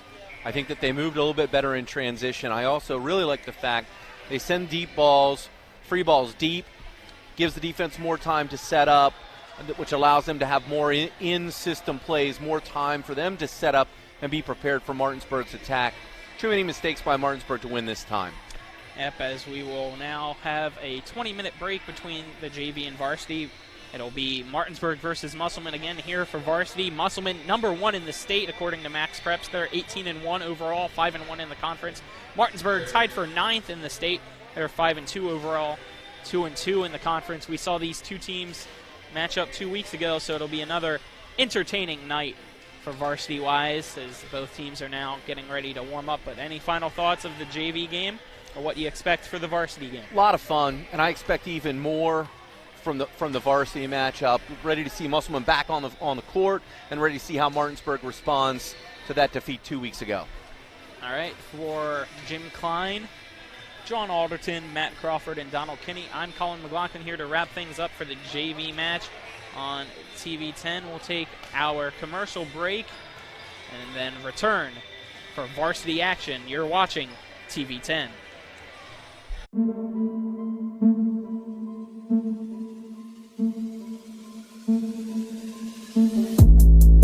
That concludes our coverage of West Virginia high school volleyball featuring the Eastern Panhandle Athletic Conference. Tonight's coverage was brought to you by WVU Medicine East, Berkeley and Jefferson Medical Center, Hagerstown Ford, Brown Funeral Homes and Cremations Robert Fields and Sons, Parsons Ford, Panhandle Dumpsters, and Smallwood & Small Insurance. Keep it tuned to TV 10 for all your local high school sports coverage from around the Eastern Panhandle. All rights reserved. This is Eric from Hagerstown Ford. I want to thank you for your continued support of helping Hagerstown Ford's efforts to be number 1 in the region. As we get closer to this extremely aggressive goal, I want to recap why Hagerstown Ford should be your only consideration when buying your next vehicle. Number 1, we have the best prices from Winchester, Virginia to Washington, D.C., from Hershey, Pennsylvania to Baltimore, Maryland. I assure you, price will not be the reason you don't buy from Hagerstown Ford. Number 2, we have a real return policy that's better than Walmart. Seriously, if you don't like it, return it. We'll give you 3 days to make sure you love your new ride. And finally, we'll bring your new car, truck, or SUV to you, just like Amazon does. Never step foot in a dealership again. Stop the silly back and forth negotiations that make everyone crazy. It's dumb, and it's a total waste of time. Besides, we hate it worse than you do. Simply log on to HagerstownFord.com and let us make your next buying process fun, easy, and risk-free. What do you got to lose? Visit HagerstownFord.com and let us cater to you. See dealer for details. When you do the same thing for 135 years, you learn to do it well. For 135 years, we've been helping families through the hardest times of their lives.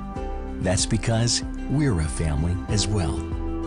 When your family loses a loved one, we're here to help. We're Brown Funeral Home in Martinsburg, Inwood, and Charlestown, Ranson. We're here when you need us. W. Harley Miller Systems understands the need and desire for reliable and affordable smart home solutions. Secure your home with a security system and keep a close eye on your family. Automate your home with a Control4 system and have smart technology work as one. Set daily schedules to control your thermostats. Push a button and set the mood for dinner by dimming lights and playing music, or just sit back and enjoy a movie in your own home theater. Put decades of experience to work for you. Visit us at WHMsystems.com or call 304-350-1931.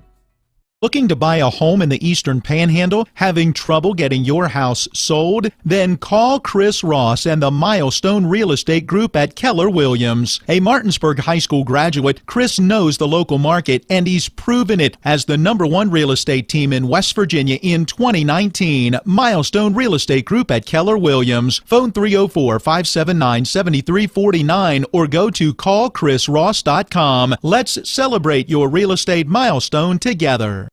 Orsini's, not just an appliance store anymore. They're your one-stop resource for all home needs, whether it's custom kitchen design, countertops, or cabinets, or check out their new sleep studio with Tempur-Pedic, Sealy, and Stearns & Foster. For all of your outdoor living needs, Orsini's has Gladiator Garage Works, Traeger grills, barbecue accessories, barbecue rubs and sauces, and every flavor wood pellets. Visit their brand new 8,200 square foot showroom at 360 Hack Wilson Way, 304-267-7251, Orsinis.com.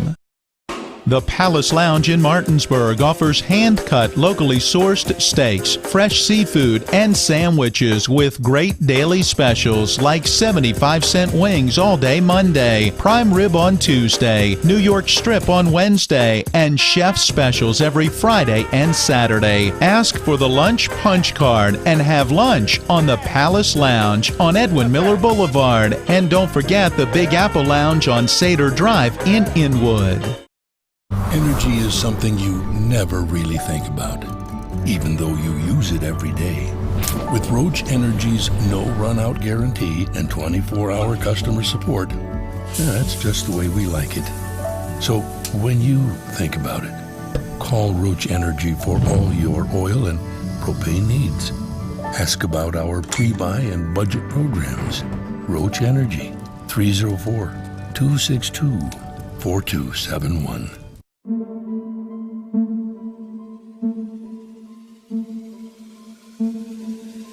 It's time for the excitement of West Virginia high school volleyball featuring the Eastern Panhandle Athletic Conference. Tonight's coverage is brought to you by WVU Medicine East, Berkeley and Jefferson Medical Center, Hagerstown Ford, Brown Funeral Homes and Cremations, Robert Fields and Sons, Parsons Ford, Panhandle Dumpsters, and Smallwood and Small Insurance. Now let's send it out to the broadcast booth and join our TV10 broadcast team for tonight's coverage.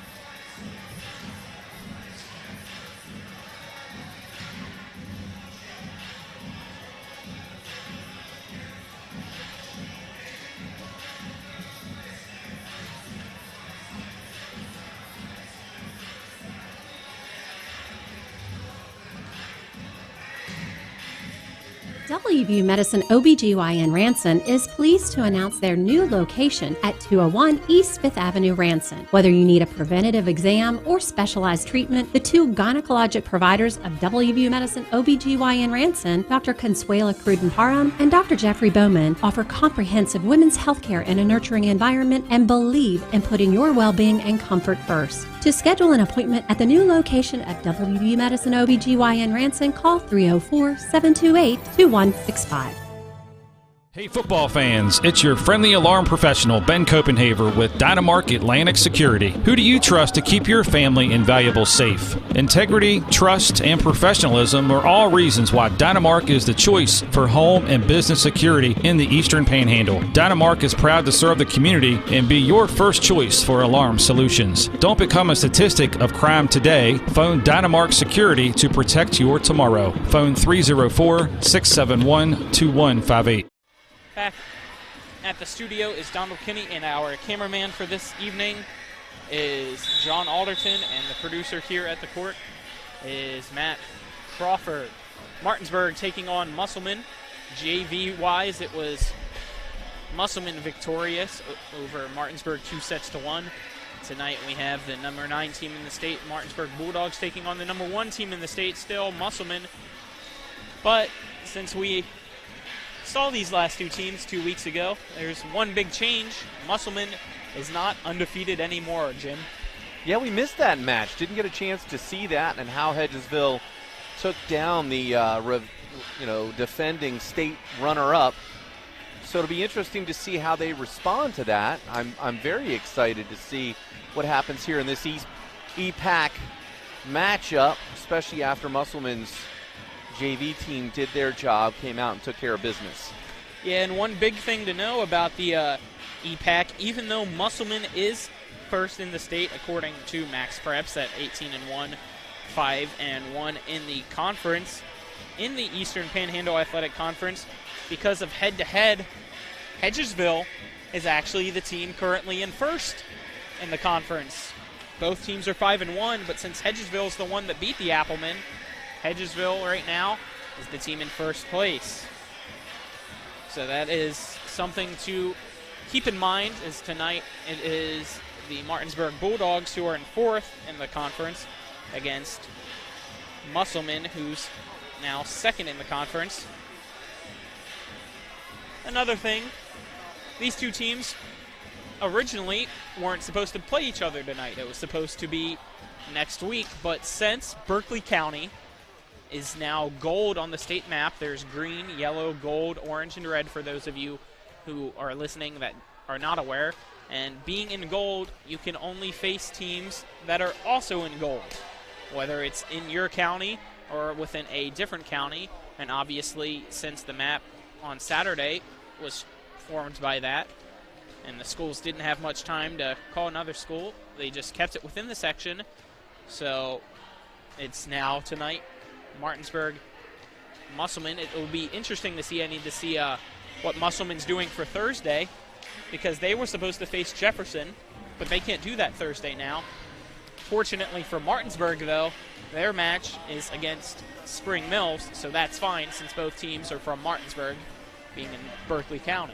Yeah, extraordinary times call for extraordinary measures. I congratulate the coaches, athletic directors for filling the schedule here this evening, and it's a treat for the fans. But, if I go back to your earlier statement, Colin, when we talk about standings and where are we in the EPAC and where are we in the state and all these different things, what we cared about? We put our shorts on one leg at a time, and any team can be beaten on any given night. So we focused on the way that we run our offense, the way that our system runs, and getting the best play that we can out of our system, or actually in our system, every given night. And that's the beauty of this sport.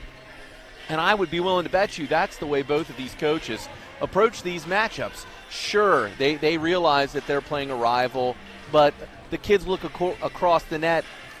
Martinsburg looks at the wall and sees all of these different things up on the wall, just like when Musselman goes to Martinsburg, they see their trophy cases. So you don't need that extra bit of motivation. What you need to do is focus on putting the ball in play, running your offense, moving quickly in transition, managing your out-of-system type plays as few as possible, and keeping the defense on their toes. And I think that that's what we'll see this evening. Yeah, speaking of trophy cases here at Musselman High School, you'll see a lot of state championship trophies for the Musselman volleyball team, 6 to be exact. They're in 2008, 2010, 2013, 2014, which is the one over Martinsburg. Martinsburg's only time ever being in the state championship as well. And then 2016 and 2017. Musselman were runners-up in 2007, 2011, 2012, 2015, and 2019. So since 2010, so a decade, there's only been one state championship in which Musselman was not a part of, and that was 2018. So a lot of dominance by them, a lot of success. But that doesn't matter to Martinsburg. What matters is tonight, and if they can pick up the victory. And both teams have their intangibles. I mean, both teams have, standout players, standout athletes. Martinsburg has a Division I recruit in Wallen, the setter, and Musselman has an incredible offensive lineup, but when you consider the Hammer Howard as well as some of the other offensive production that has come by several of their other players. So I don't think that you're going to see a lack of firepower tonight. What I think that we really need to focus on is our first contacts. What is the first contact like, and the offense that can be driven from that first contact? So we're about 10 minutes away here from the start of the varsity matchup, so we'll take a 1-minute break here on the pregame show for varsity, and when we return, we'll go over our keys to the game for both teams. So a 1-minute break. You're watching TV 10. They're my closest friends. We've been through a lot together. Seeing our kids off to college, Kelly losing her mom, my 50th birthday, I trust them with so much. So when it came to my finances, I trusted Kelly's referral to her Ameriprise advisor. Beth gives me the comprehensive advice that helps me feel confident my financial future is secure. With the right financial advisor, life can be brilliant. Ameriprise Financial. With 4 new car dealerships and 4 used car dealerships in 3 states, Parsons is the largest used car and fastest growing new car dealer in the tri-state area. Take Parsons Ford with huge savings on hundreds of new Fords, financing from 0%, Parsons' goal of financing for all, and Parsons' famous above-market trade-in allowances that help make Parsons #1 for used cars too. See why so many won't buy anywhere but Parsons Ford in Martinsburg. We became #1 by making you #1 first. Parsons. Back here at Klein Court, Musselman High School is the venue. 8:50 to go until the start of Martinsburg versus Musselman varsity-wise. It looks like it'll be just like the JV match. Martinsburg will be in black. Musselman will be in dark gray. But for us, it's the full court now instead of having freshmen and JV simultaneously, as we saw earlier, in which Musselman was victorious, JV-wise, 2-1 over Martinsburg. Right in front of us now, it looks like, is Martinsburg warming up, so just trying to see how they look tonight. We got about 16 seconds till Musselman takes the floor. Martinsburg looks crisp. I'm telling you what, great setting, lots of big attacks. All right, so we're mixing it up a little bit here. Musselman's taking the floor last, okay. So as we wait here and look at the Max Preps top 10, which includes all 3 classifications school-wise in West Virginia. #1 is Musselman. They're 18-1. Right behind them in second is Greenbrier East, who's 20-2 overall. And third is Hedgesville at 17-5. And fourth is Shady Spring, who is 13-2. And fifth is Spring Mills, who's 14-3. And sixth, Wheeling Park, who's 13-2. Tied for 7th is Parkersburg Catholic at 5-2, and Hampshire at 4-3. And 8th is Parkersburg at 12-5. And then tied for 9th is Kaiser and Martinsburg. Kaiser's 2-1, Martinsburg's 5-2. And then 10th is Victory Baptist. So a big thing to know, they're in the top 10. All 4 teams, school-wise, from Berkeley County are in the state top 10. Yeah, like when we talked to Coach Wallen last week, I mean, she said that, you know, when you look at the county, it's some of the best volleyball in the state. And from what I've observed in my short time with TV 10, I can't disagree. There's a ton of offense, good size, and the kids are well prepared. You know, I'm not certain how many of these kids are playing club ball or all year round, different things like that. But you see polished athletes that are, you know, moving well with and without the ball. And that's really the key to victory. And you watch the teams that are most successful, they do everything right, but it's also when they don't have the ball and the way that they move, that's the difference between winning and losing, especially consistently. Well, we definitely know at least one person that plays year-round, and soon will be playing Division I for Martinsburg, and Ashley Wallen. She's going to Robert Morris there in the Northeast Conference, so hopefully we'll get to see 4 great years of her there at RMU, and maybe possibly a couple times on ESPN. Yeah, that'd be fantastic. Love seeing the homegrown kids do well. When I was at Smithsburg, I coached kids. As a matter of fact, one of my players Carrie Brennan, she ended up setting the all-time kills record at the University of Maryland in College Park. Got to go to College Park a number of times and see her, talk to her. At the time, Coach Janice Gregory, it was a great time to be able to see these kids and them grow up and continue to do great things. And now a lot of my kids, I talk about them like they're my kids, but now a lot of these student athletes that played for me have families of their own, and I see their kids playing, and it just makes me feel really good. And I'm sure that these coaches will continue to follow the careers of their student athletes. As it looks like Musselman now on the court to warm up. They were originally scheduled to play at Washington tonight, but now they're home against Martinsburg, as we mentioned. Due to Berkeley County being gold, they can only face other schools that are gold county-wise. So these two teams are playing now. They played in a tournament Saturday and were victorious over Parkersburg, Princeton, and GEHS out of Lewisburg in Virginia. And the last time these two teams faced on September 22nd, Musselman was victorious 3-1 over Martinsburg. Martinsburg won that first set, and we were wondering to see how Musselman would react to it because that was the second set all season that they had lost, and they came out to win the following 3-1. Yeah, Martinsburg came out fast. I mean, there's no question about it. Musselman seemed a little bit slow. The JV match had gone 3 sets. There seemed to be a little bit of a delay in the setup between freshman JV and varsity, and Musselman seemed to be a little bit flat, but they adjusted, obviously, and came away with the victory. And guess what? That same scenario, JV being 3 sets, taking time to set up because we had freshmen and JV simultaneously, is here tonight, just like it was 2 weeks ago. So that's another thing that we have to see. Is Musselman going to come out slow again? They're at home, so maybe not, but you never know. Yeah, you never know. And that's one of the challenges. The kids have to adjust. I mean, you never know whether or not it's going to go 3 sets. Musselman could have been in the frame of mind, whether we like it or not, they were expecting to play an Ophir. And instead of playing an Ophir, now what we're doing is we're playing an in-conference, in-county rival with a Division I recruit. So, if someone's right for a letdown right here, I'm sorry, but, I don't think the Musselman should lose this match. But if someone were going to be right for a letdown, you'd have to think Musselman's in the driver's seat for this match.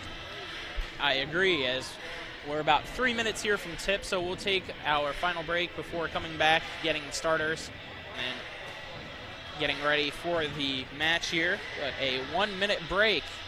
It'll be, you're watching TV 10. Where do you turn when an emergency hits your home? Call Blue Ridge Property Restore in Martinsburg. They offer 24-hour emergency service with certified experts who can clean up water damage, mold infestations, fire damage, and biohazards. They'll work with your insurance company to get it done right. So call Blue Ridge Property Restore at 304-262-8100 and get back from disaster faster. We all know what a good time looks like. But what is it made of? We can think of a few things.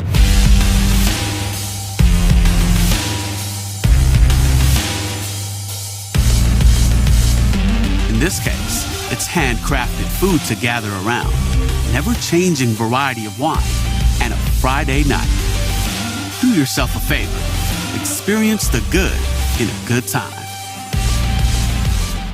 Here at Klein Court, Musselman High School, about a minute 40 away from varsity action between the Martinsburg Bulldogs and the Musselman Appleman. Martinsburg comes in tonight at 5-2 overall, 2-2 in the conference. Musselman 18-1 overall, 5-1 in the conference. Here's your standings for the Eastern Panhandle Athletic Conference. In first place is actually Hedgesville at 5-1 in the conference, 17-5 overall. Musselman's in second. They're also 5-1 in the conference, but due to head-to-head between those two, Hedgesville gets first. Musselman's 18-1, as I mentioned. In third is Spring Mills, who's 7-3 in the conference, 14-3 overall.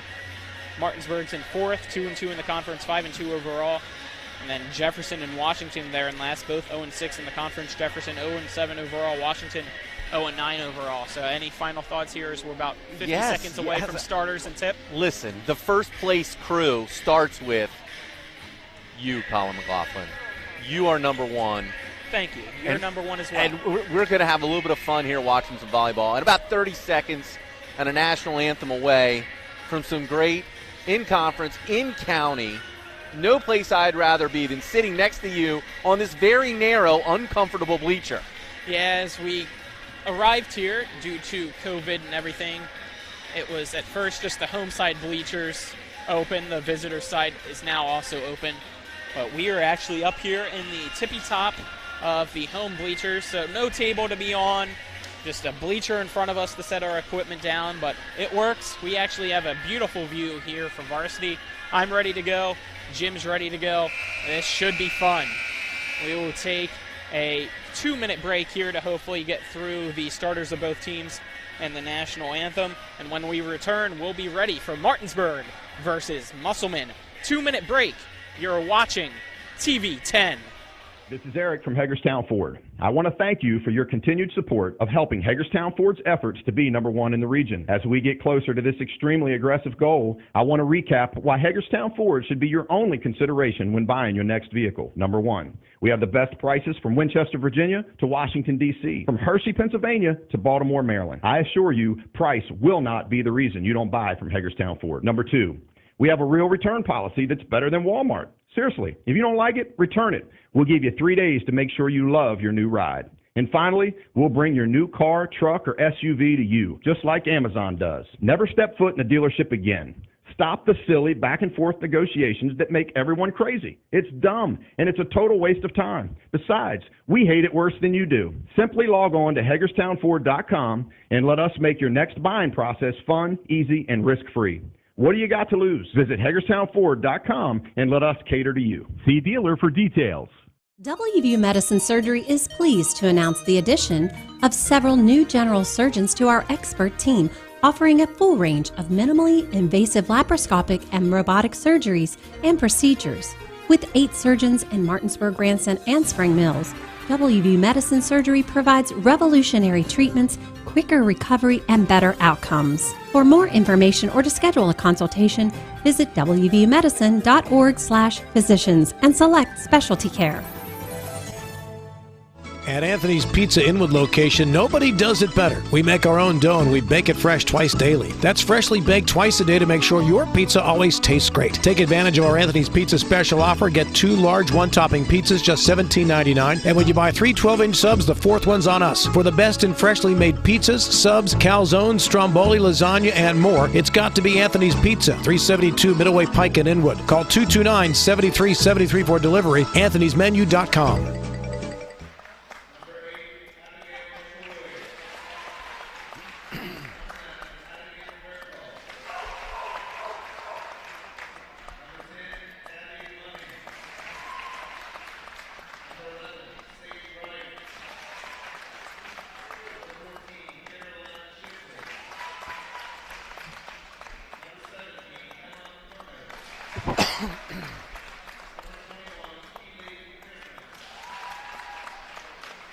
When are we back?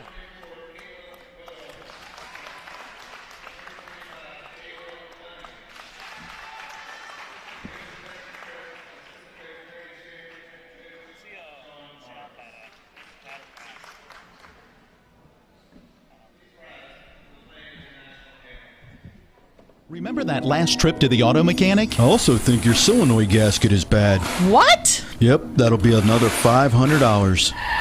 Forget that and go to D&N Auto Specialist at 230 Tavern Road, Martinsburg, where honesty is their best policy. Serving the Eastern Panhandle since 1974, D&N Auto is family-owned and operated, specializing in exhaust alignments and tires. From general maintenance to major overhauls, they'll treat you right. Call D&N Auto Specialist at 304-267-4078.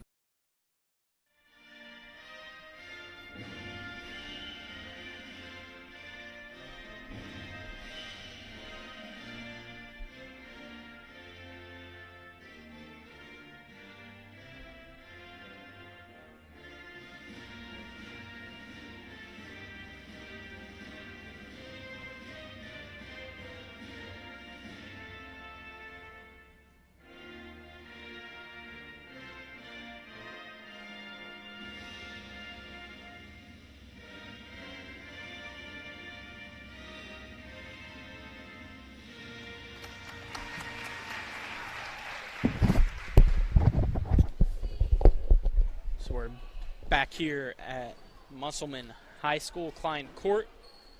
It is Martinsburg in black, Musselman in dark gray.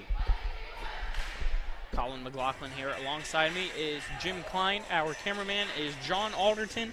Producer here at the gym, Matt Crawford. Back in the studio is Donald Kinney. So tonight, a little change for Martinsburg. The libero now is Kiera Anderson.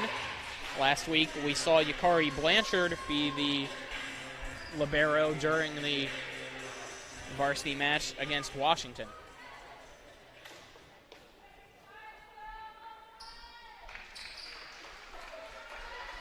You know, when I lined my team up right before we took the court, we would huddle up. Everyone would put the right foot and the right hand in, and we'd say go team or whatever the cheer is, win on 3. Putting your right foot forward right here, right off the bat, is going to be key. It's a matter of first contact, doing the right thing. That's the key to victory, I think, in this match this evening. I was almost starting to think that you were going to say you did the hokey pokey. That's a good one, though. No, but seriously, everything was focused on doing things right. Right hand, right foot, 1, 2, 3, win. Let's see who wins tonight, as it's going to be Ashley Wallen first serving for Martinsburg. Wallen's got a new sleeve on the attack hand. See that as well. The lefty Anderson now with it. Wallen sets it for Bishop. Miss hit. And that one, couldn't tell if it hit the net or if it was blocked. A good pass, good set. It was a miss hit no matter what. If it didn't clear, no matter, you know, I mean, it was a miss hit. She'll figure that out. Dunnigan now serving. That one right at Anderson. And that hits her high. And it's an ace for Musselman. Here in set 1 of varsity play between the Applemen, who's 18-1, and Martinsburg, who's 5-2 overall. So Dunnigan, a freshman, serving first for Musselman. Yep, freshman comes in and serves an ace. Goes right back at the libero. That one by Welt.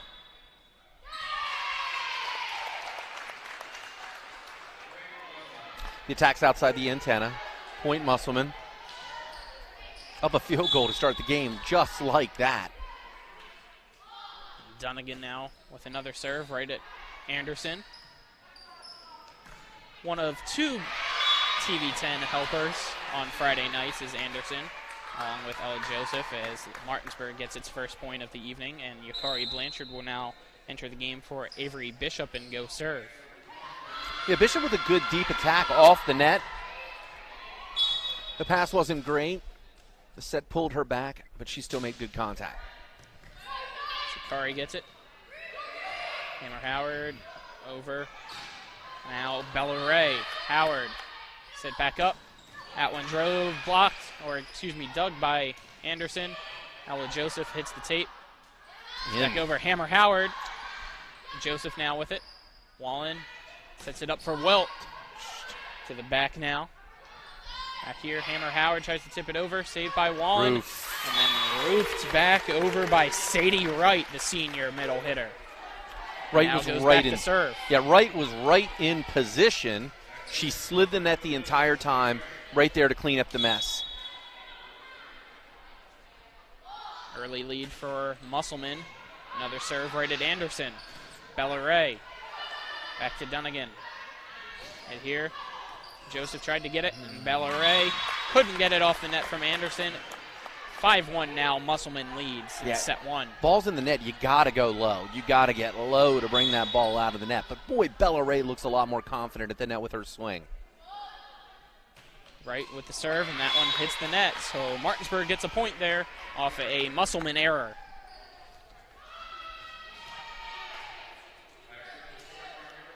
It'll be the libero, Kiera Anderson, now serving.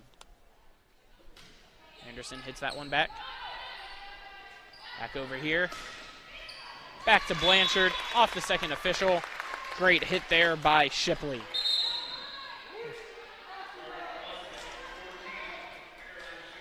Shipley now is serving for the Applemen. You're here in set 1 of varsity play between Martinsburg and Musselman. Shipley with it. Right at Anderson, who's being attacked almost every serve, it seems like, by Musselman. Wallen to Joseph, who has to tip it to the back. Beautiful by Ella Joseph, who helps us out on Friday nights for football. That's Martinsburg.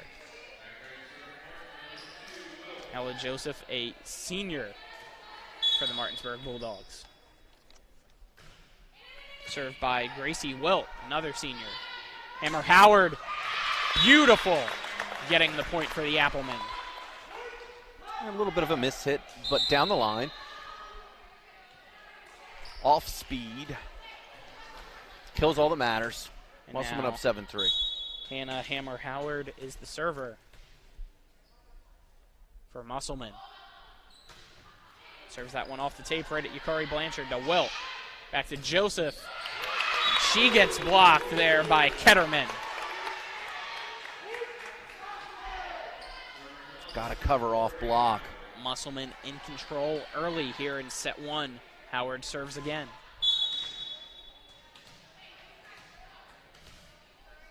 Yeah, Chrisman and Ketterman had a good match the last time these two teams played. And ace off Wallen, who was unable to get set. And a timeout will be called by Coach Wallen for Martinsburg here. We'll take a 30-second break as well. The score here in set one, Musselman 9, Martinsburg 3. 30-second break. You're watching TV 10. Remember that last trip to the auto mechanic? I also think your solenoid gasket is bad. What? Yep, that'll be another $500. Forget that and go to D&N Auto Specialist at 230 Tavern Road, Martinsburg, where honesty is their best policy. Serving the Eastern Panhandle since 1974, D&N Auto is family-owned and operated, specializing in exhaust alignments and tires. From general maintenance to major overhauls, they'll treat you right. Call D&N Auto Specialist at 304-267-4078. Musselman High School back in action. Colin McLaughlin here alongside me, Jim Klein, our cameraman who was jamming out there in between the break, John Alderton. Matt Crawford, our producer here. And back in the studio, Donald Kinney. Gracie Wilt with it now to Wallen. Hits it to the back line. Howard with it. Back over to the other side here. Beautiful dig by Blanchard. Joseph gets it back over. Musselman back on the attack now. Another great dig there by Blanchard. That's two straight. Wallen has to hit it over here to the front line. Right back. It's off block. That's a good Bishop play. And Joseph with the block. That goes to the back, and that is out. Martinsburg with the point.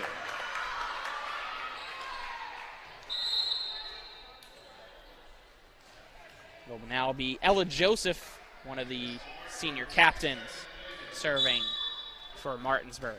Great play in transition. The way the Musselmen all move fluid. Ketterman just let that one sail. That one goes to the back. Off net. Campfire. Miscommunication. Everybody's sitting around ready to toast some marshmallows. Watching that ball hit the floor. Come on. Chrisman was one of the two there around the campfire. As Jim would like to say, is that one by Joseph right at the libero for Musselman. Tipped back over. Hit up by Wilt. Anderson to Wallen, who gets blocked. Ketterman, one of the two. Great block. That was Walker as well. Pass is way off the net. Watch the way Shipley comes off the net. She swings that left to the outside. Martinsburg's a little bit out of system. Wallen gets blocked. Serve here by Musselman. I don't know. Well, hit the net. It'll be a point for the Applemen.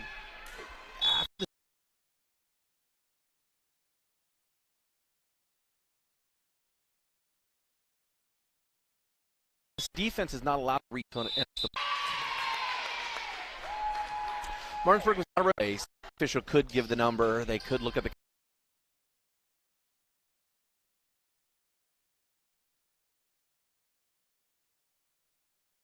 coach and say, but they must have known. Off now. Had to be serving Wallen. again. To Wallen. Off block. And that time got it.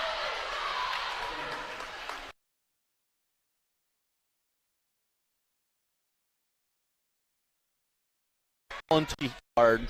The defense needs to press their thumbs together, thumbs up, and lean in. Keep that ball from slipping through. Serving is Bishop. Back over here, my right at Bishop. Goodness. point for Musselman now. Substitute now into the game is Hutzler. She will be serving as well, Isabel Hutzler. Didn't see it. Serve right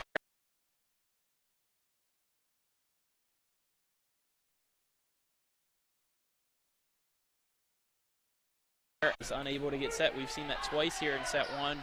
Musselman up by 8 now. The Applemen looking dominant here in set 1. And I jinxed that one.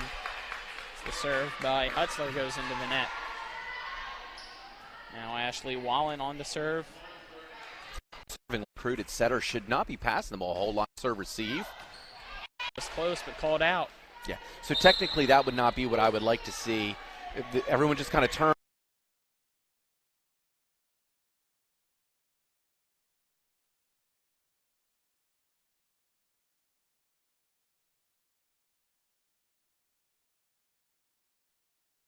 Instead of moving with that.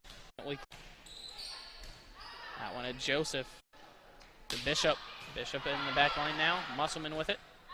Hammer Howard. Pulled her way in. And she hits it out. Yeah, the hit pulled her way in. She had to adjust and did not. She tried to take a little something off of it. I think she tried to place the ball, much like a pitcher, trying to over-aim.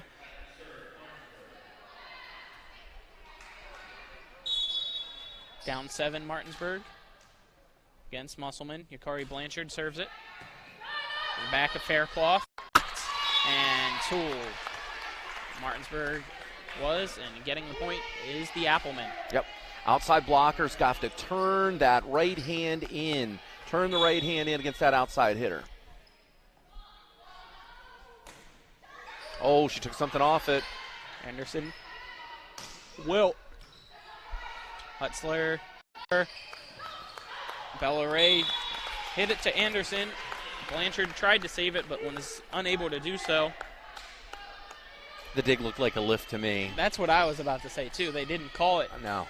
It looked like the a up official, big lift. Yeah, the up official may have been blocked by her body, but it definitely looked like a lift. Up in the shoe tie. Waiting now here for Ella Joseph to tie her shoe. 9-point lead for Musselman here in set 1. Serve there by Shipley. Blanchard had to go way back there in the gym. And an ace for Musselman. Yeah, Martinsburg calls timeout. Excuse me. Serving there is Sadie Wright. Martinsburg head coach Jody Wallen calls her second timeout here of set 1. We'll keep it here, though. It's a 10-point lead for Musselman, who's been very dominant here in set 1. And honestly, it's probably what you expected here at home. Well, Wright came out, and you know, she served this little dump, little off-speed type, and then she mixed it up and went with a deep serve, and, you know, it worked. And Musselman looks calm, cool, and collected. In my opinion, they look like they've come to play. They're at home, and they look right now like they're the dominant team. If I'm Martinsburg, I'm settled down. First contact, regroup.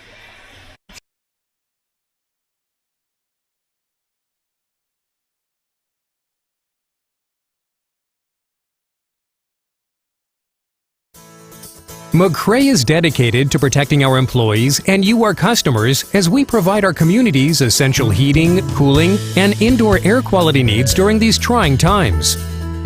Take advantage of McCrae's exclusive offer. Purchase a new Train high-efficiency system and receive a $1,000 instant rebate plus 0% interest financing for 48 months on qualifying products. Hurry, this offer won't last. Visit McCraeWay.com/TV today to learn more. It's hard to stop a train. Almost saved by a Wilt, but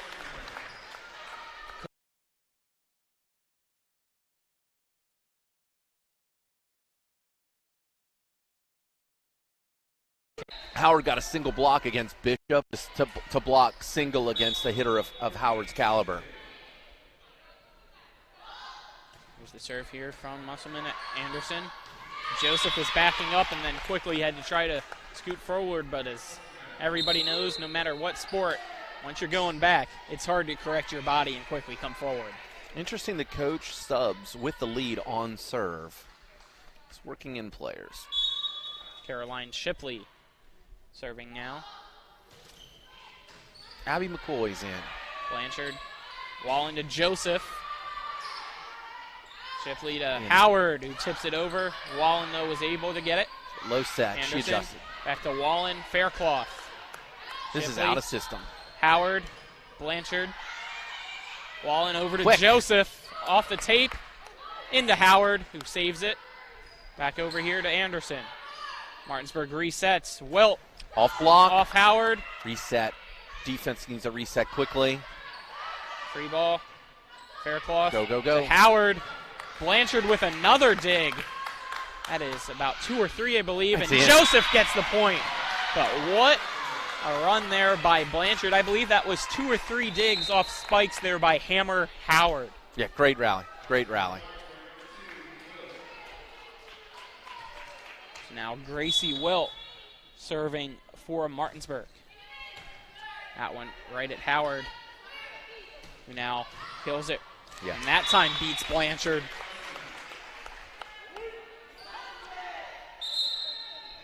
Going back to serve now is Howard, and we have 2 substitutes coming in for Musselman. It is Miller and Ketterman. In for Walker and Dunnigan. Yeah, a little different look at front row. Howard serves it. That one off the tape. Serve error, point Martinsburg. Now we have a substitution for the Bulldogs as Avery Bishop comes in for Yakari Blanchard. Now Ella Joseph will be serving. Martinsburg down 10 here in set 1 of varsity action. Howard back up here, tipped over. Anderson had to slide in there and get it. Wallen hits it over to the back. Faircloth set up here by Mary Catherine Morris, and a point for Musselman. Yeah, off block.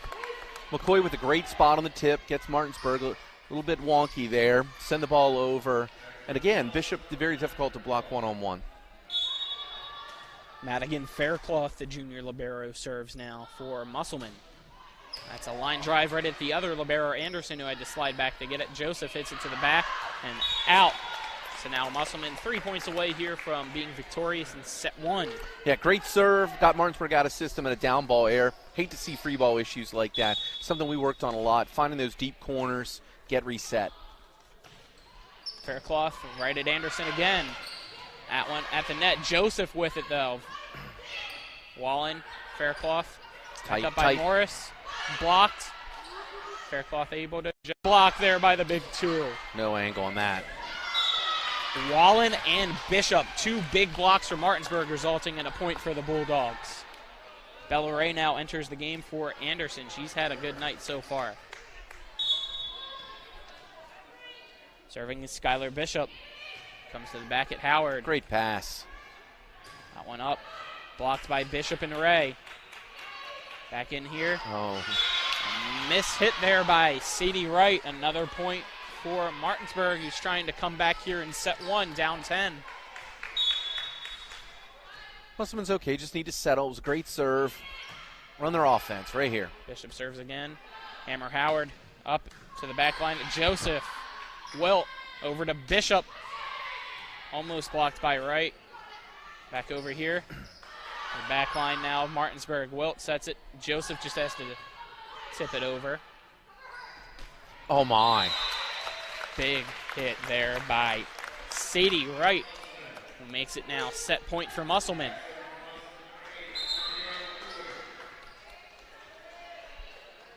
Entering the game now is Caroline Shipley. Back to serve is Abigail McCoy, a senior. So we're waiting here for another person to tie their shoes. Saw that earlier from Martinsburg, so now 1-1 for each team respectively. McCoy at Wallen to Joseph, back to Wallen, who just hits it over easily. Shipley sets it there. Sadie Wright ends set 1 for Musselman, who's victorious 25-13. Yeah, dominant at the net. So we will take a 1-minute break here at the end of set 1. The final score in set 1, Musselman 25, Martinsburg 13. 1-minute break. You're watching TV 10. Let's talk trash, because when it comes to trash, you have options. Panhandle Dumpsters is a local family-owned garbage hauling company serving both residential and commercial customers with weekly trash pickup, dumpster service, yard waste pickup, and bulk pickups too. Panhandle Dumpsters will give you a free trash can and provide curbside service for just $23 a month. Panhandle Dumpsters features a fleet of quieter, eco-friendly garbage trucks, thereby reducing the noise usually associated with pickup. Switch now and save up to 30%. Call 833-DUMP-STR, panhandledumpsters.com. Hey football fans, it's your friendly alarm professional, Ben Copenhaver with Dynamark Atlantic Security. Who do you trust to keep your family and valuables safe? Integrity, trust, and professionalism are all reasons why Dynamark is the choice for home and business security in the Eastern Panhandle. Dynamark is proud to serve the community and be your first choice for alarm solutions. Don't become a statistic of crime today. Phone Dynamark Security to protect your tomorrow. Phone 304-671-2158. Back here at Musselman High School, Klein Court, as Musselman was victorious 25-13 in set one. Colin McLaughlin alongside me is Jim Klein. Cameraman John Alderton, producer here at the court is Matt Crawford. Back in the studio is Donald Kinney. As you were mentioning there during the break, for those of you that can hear it, Cupid Shuffle's going on, and Jim was noticing something between both teams. Yeah, Martinsburg's all business. I mean, Coach Wallen is in the huddle, and she is all business. And Musselman, coach sets the lineup, players are laughing, a little bit of dancing, you know what, and through all the years coaching, sitting on the bench, try to always remember, you know, winning and losing, they're kids, they're student athletes. This is about fun. This is preparing for life. It's learning tough lessons, hard work, effort, determination. But there's no reason why you can't put forth effort and still enjoy yourself along the way. Good to see Musselman enjoying themselves, have a little bit of fun there as they're moving into set two. And let's see if they can keep focused and play as solid as they did in set one.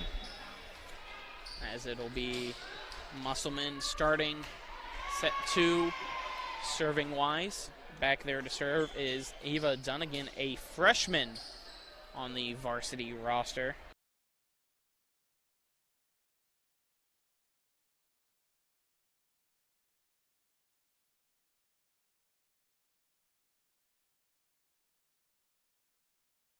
Throw tonight. And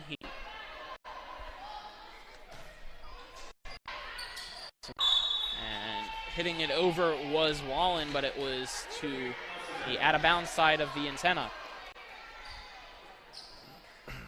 So Musselman gets the point. Dunnigan now back to serve. Yeah, very nice. And Coach Martins did not like the contact by Martinsburg. He asked for a double contact. Good to remind the official of the job that he's supposed to be doing. Wallen hits it over at Faircloth. Up by Hutzler. Hammer Howard. Back with a beautiful dig by Anderson. Off the net. Wilt Bishop now hits it over for Martinsburg. Musselman with it. Howard blocks. Big time there by Bella Ray and Ashley Wallen. Yeah, it's a great play. Good pass, good set. And you know what? They went to the left side twice in a row. So Bella Ray doesn't have to play defense across the whole floor if she can cheat to the outside. I might have liked to see a back set there. Wallen now with the serve. Hits the tape and not over. So a serve error, which is what we saw a lot of Martinsburg-wise JV. Now the same here varsity-wise. Yeah, Martinsburg had no answer for Sadie Wright last set. Let's see what happens here. Wright serves it over at Anderson. Tight. Oh, no. Howard hits it at Anderson, who was able to recover. Joseph Wilt hits it to the back line. Free ball here. Look at that. Anderson sets it. Wallen sets it. Wilt tries to hit it over. Didn't have the power, so 4 hits. Results in a Musselman point.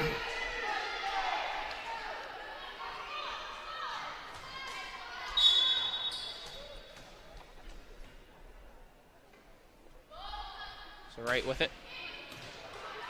Joseph. Wallen. That one's out. So a point for Musselman again, who's up big here in set 2. Martinsburg's just a little bit flat, just a little bit off, and I'm not sure how you fix that right now other than a quick timeout, which, you know, trying to dig back is tough to call one so early. Sadie Wright serves, hits it at Ella Joseph. Wallen now hits it to the back. That one looked like it was going out, but Isabella Hutzler touched it, so a point for Martinsburg. Yeah, deep free ball. No matter what Martinsburg's trying to do at that point is give us time to reset, and they caught Musselman cheating up. Curves. Yes. Up by Hutzler.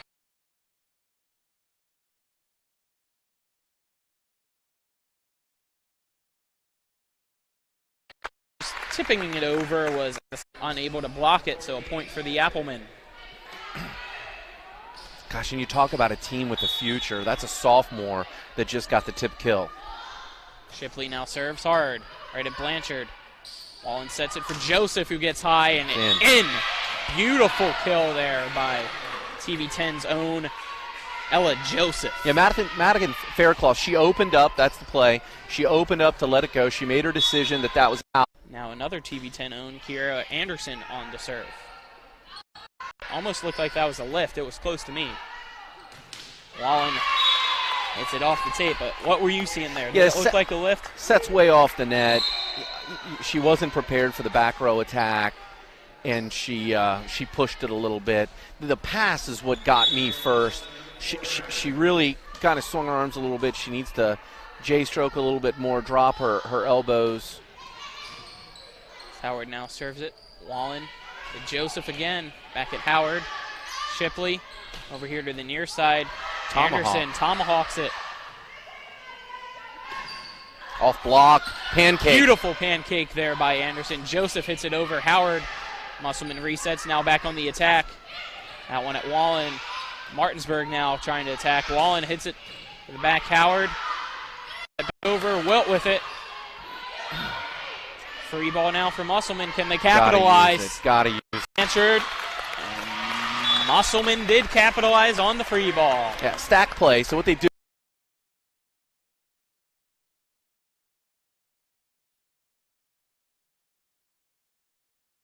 is they run two hitters, step behind the other, so the blocker isn't sure who to commit to, and the second attacker puts it away. It's Hannah Howard. Serves for Musselman. Great serve. Great dig. Anderson got there, yep. Wilt hits it to the back. Howard had to spin around and get it. Ketterman now. Blanchard tips up. See, don't agree with that. And if I am, I thought that was Coach Martz is losing it. Coach Martz is losing it. That just lost him a point as well.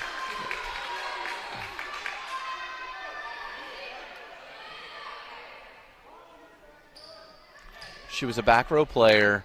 Wallen was in the back row at the time, and she played the ball above the net, over the net. It's a back row attack violation, and the official ignored it. So Musselman now gets a point. And they still lead here in set two. I asked about a back row.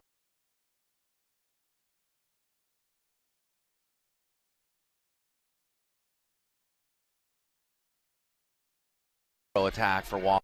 Really served by a Faircloth.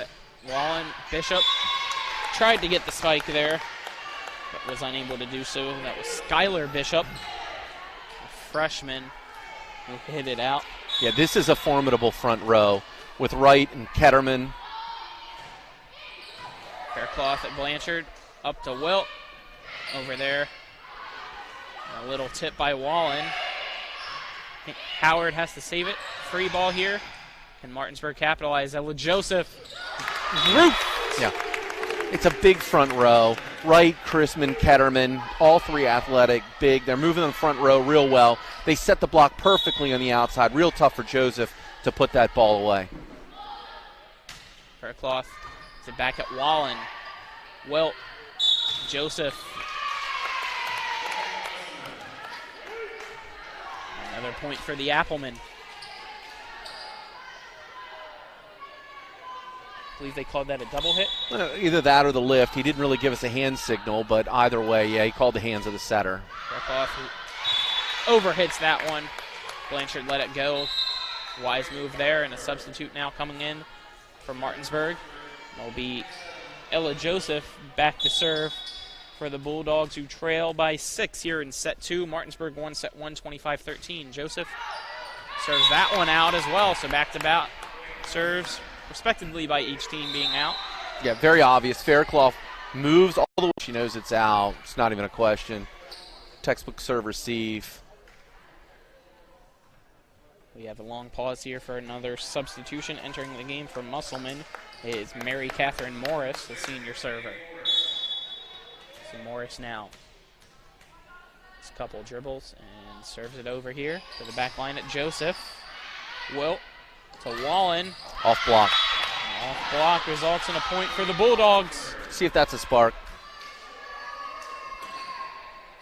Morris put the ball in play. Everything worked exactly the way it's supposed to work there, with the exception of they didn't stop the attack, the block and inbounds. Bishop serves here. Great Ketterman. serve. Bella Ray blocks it there at the net. Bishop. Wilt. Wallen hits the net. Wasn't able to get it over, so a point for the Applemen. Yeah, so Mary Catherine Morris comes in off the bench as a setter there, and you know, the nice little setup, and ends up getting a block in the end to earn the point. It's now Ava Dunnigan on to serve for Musselman. There's that one right at Wallen. Going to come back to Wallen, back too. to Wallen now. Yeah, had to know she that. Hits it at the back. Some miscommunication, but Musselman able to recover. Faircloth hits it over. Anderson to Joseph, who hits it to the back line. Faircloth gets it again. Hammer Howard right at Anderson, who hits it way up there. Wilt gets it. Joseph just has to send it over. Free ball now for Musselman. That one to the right side. And out. Bulldog point. Slowly here in set 2. Martinsburg's trying to come back. Still trail by 6. Yeah, that's a big front row that they had with Bishop, Bella Ray, and Wallen in the front row at the same time. Wallen now serves and hits it out, so that's back-to-back serves that go over and out by the Martinsburg Bulldogs. Yeah, coach drops her head. She was hoping that could, lead to something there, and it didn't. And now they're the biggest players in the back row. Serve here. Bella Ray. Bella Ray. Dunnigan. Wallen, Anderson.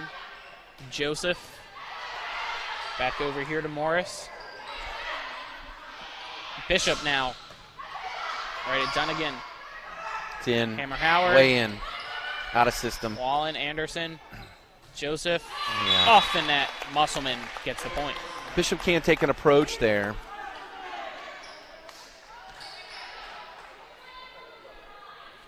A little bit of confusion there. Sadie Wright thought she was getting substituted for. Instead, she's serving. Dunnigan is out. And into the game is Emma Kurnos. First time seeing her this evening. Great serve by Wright. Bishop hits it out, so it's now Musselman up 16-7 here in set 2. Another substitution entering is Addie Miller, so a lot of new faces here for Musselman tonight. A timeout will be called. We'll take it as well. It'll be a 30-second break. The score right now in set 2, Musselman 16, Martinsburg 7, a 30-second break. You're watching TV 10. When you do the same thing for 135 years, you learn to do it well. For 135 years, we've been helping families through the hardest times of their lives. That's because we're a family as well. When your family loses a loved one, we're here to help. We're Brown Funeral Home in Martinsburg, Inwood, and Charlestown, Ranson. We're here when you need us. In high school, Klein alongside me is Jim Klein, cameraman tonight, John Alderton. Matt Crawford is our producer here. And back in the studio is Donald Kinney. We're here in set 2. Martinsburg trails 1-0 against Musselman. Musselman was victorious in set 1, 25-13. So they currently have a big lead here in set 2 as well. That serve here by Sadie Wright, right at Anderson. Wallen. Joseph has to chop it over. Bella Ray jumps up and puts it down with authority. Yeah, that's tough situation. But, Wright did her job. She came in off the timeout, a prolonged timeout when you consider there were multiple substitutions, puts the ball in play, makes a diving attempt, and an overpass results in a kill for Martinsburg. A lot of energy right now on the Martinsburg bench as well as Blanchard serves it over. Hammer Howard wanted to kill it. Had to pull back. Ella Joseph now with the kill, and that one just out. Musselman gets the point. That one was close, though. Yeah, just a tiny bit outside, and it's like the whole Martinsburg bench erupted like they thought that it was going to be a kill, but just a little out. And that's the way that they've played so far this evening, just a little off. Serve here for the Applemen as Wallen sets it to Bella Ray. Great dig. Beautiful dig there. Looks like that is Caroline Shipley with the dig. Joseph. That time Shipley unable to get it, so Martinsburg with a point. Martinsburg's bench trying to keep the life and positivity up there for their teammates. Well, they fed Joseph twice in a row, and the first time they let the big dog eat, and she put it to bed. 17-9's the score.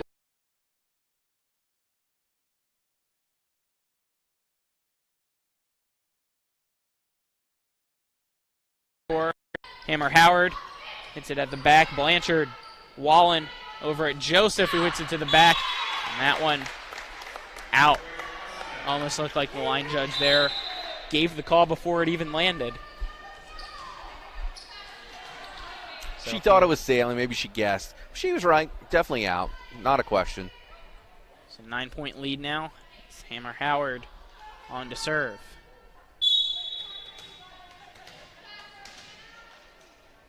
Spins the ball in her hand, and here we go. Howard right at Wilt. Bullet.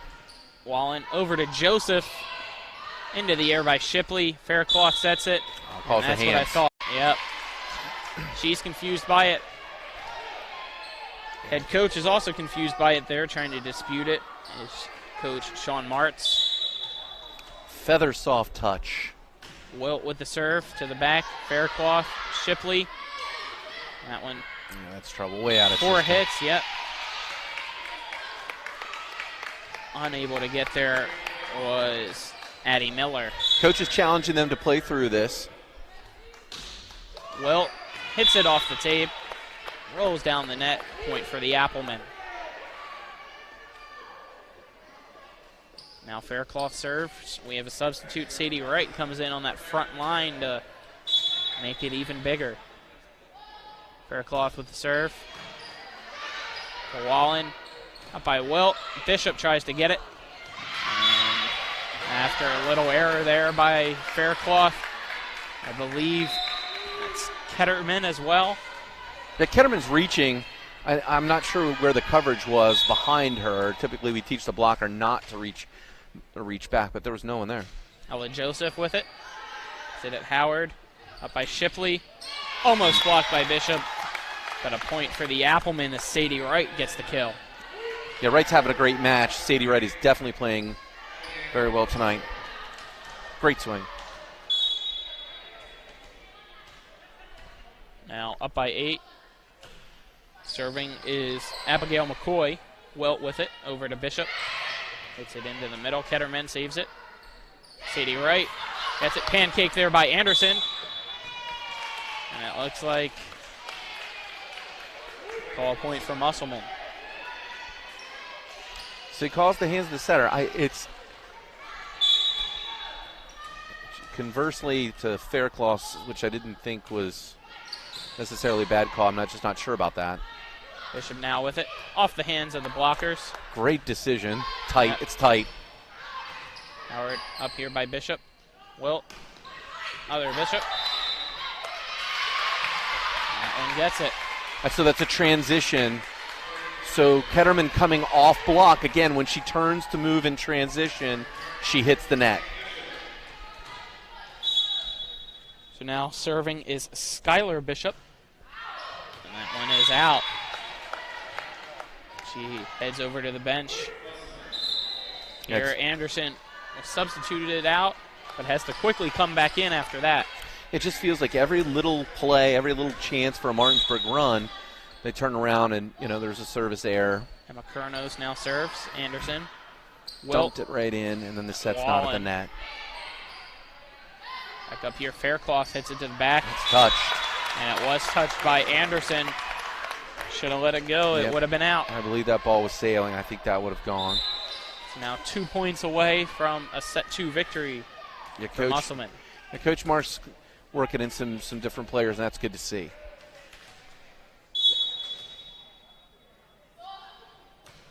Great serve. That one now. Anderson hits over. Shipley. Sadie Wright.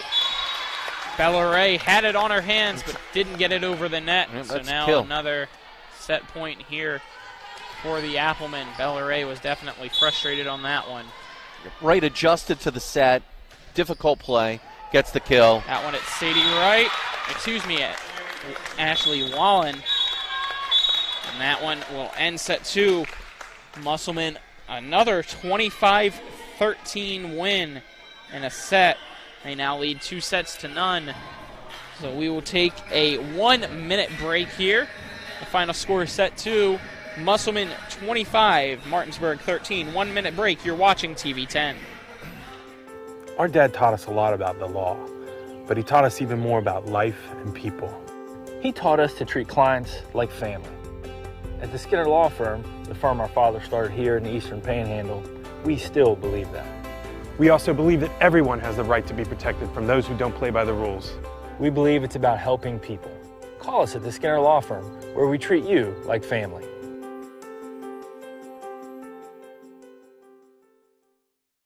Erie Insurance says here's to the grown-ups who move, mortgage, mow, and still bust a move. But does your home insurance still fit? Erie helps you protect the home you've grown into, all at fair prices that are often less than the other guys. So how do you find the right coverage? Magic. Nope. Local independent agents who get to know you like this. Your local Erie agent in Martinsburg is Smallwood & Small Insurance. Get a quote at smallwoodandsmall.com.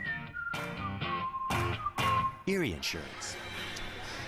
Back here at Musselman High School, Colin McLaughlin. Alongside me is Jim Klein. Cameraman is John Alderton. Producer here at the court is Matt Crawford. Back in the studio is Donald Kinney. We get ready to start set 3 here, as Musselman have been victorious in sets 1 and 2 by finals of 25-13. It's been all Applemen all evening. Musselman 18-1 overall, 5-1 in the conference. Martinsburg 5-2 overall, 2-2 in the conference. This is exactly what you expected here from Musselman. If you expected these two teams to play at all today, and if you were, good for you, because they weren't. Yeah, so Martinsburg's coach seemed a little bit frustrated. Martinsburg stayed in the huddle the entire time out, the time between the sets. Musselman dancing, having a little bit of fun, and then went to the bench immediately. Martinsburg still in the huddle. Musselman ready to play. Musselman can complete control this evening. Be interesting to see if Coach Martz is interested in going to the bench early. Sometimes you are tempted to do that when you seemingly are in control of the match. Momentum can be a fickle beast. I like the fact that he has stayed with what appears to be his starting lineup to begin the third set. And then if he decides to work other players in, so be it. So we get ready here for set 3. We wait to see now as we get substitutes coming in. It's the libero for Martinsburg entering, and it will be Wallen serving for Martinsburg. So both teams in position, and we're ready to start the third set. Martinsburg looking to stay alive. Musselman looking to get the sweep. Wallen at Howard. Hutzler. She's tight. To Ketterman, blocked there by Martinsburg. Miscommunication. And the first point goes to the Bulldogs. You know, the hands were questionable. A difficult position. The ball definitely did not come out clean. It's Wallen now the serve. Committed to Robert Morris next year. Oh, Sadie my. Wright gets up there and puts it down for the kill. Pass was a little off the net. It was still a good pass. Great serve. Good set. And Wright just dominated the court at that moment. Sadie Wright has been dominant all night. Dunnigan now on the serve. At Anderson. Wallen hits it up. Wilt now with it. Back at Faircloth. Saves it here. Hammer Howard just tips it over. Bishop saves it. Now tries to kill it. Almost looked like it hit the net, but instead it's called a block. I'm not sure that one's definitely a block. Wallen now gives it to the other side to Wilt, and that one in that back left corner. Martinsburg takes the lead here in set 3. Well, it must have been questioned. That the ball crossed the net. The official shook that off. So clearly he saw something different than the rest of the Musselman fans. Corey Blanchard served it there. Sadie Wright, another spike. I would be reticent to think that Coach Martz would say something about anything but Sadie Wright this evening. Great passing, obviously, good setting. She can't do it without them, but she is putting the ball away.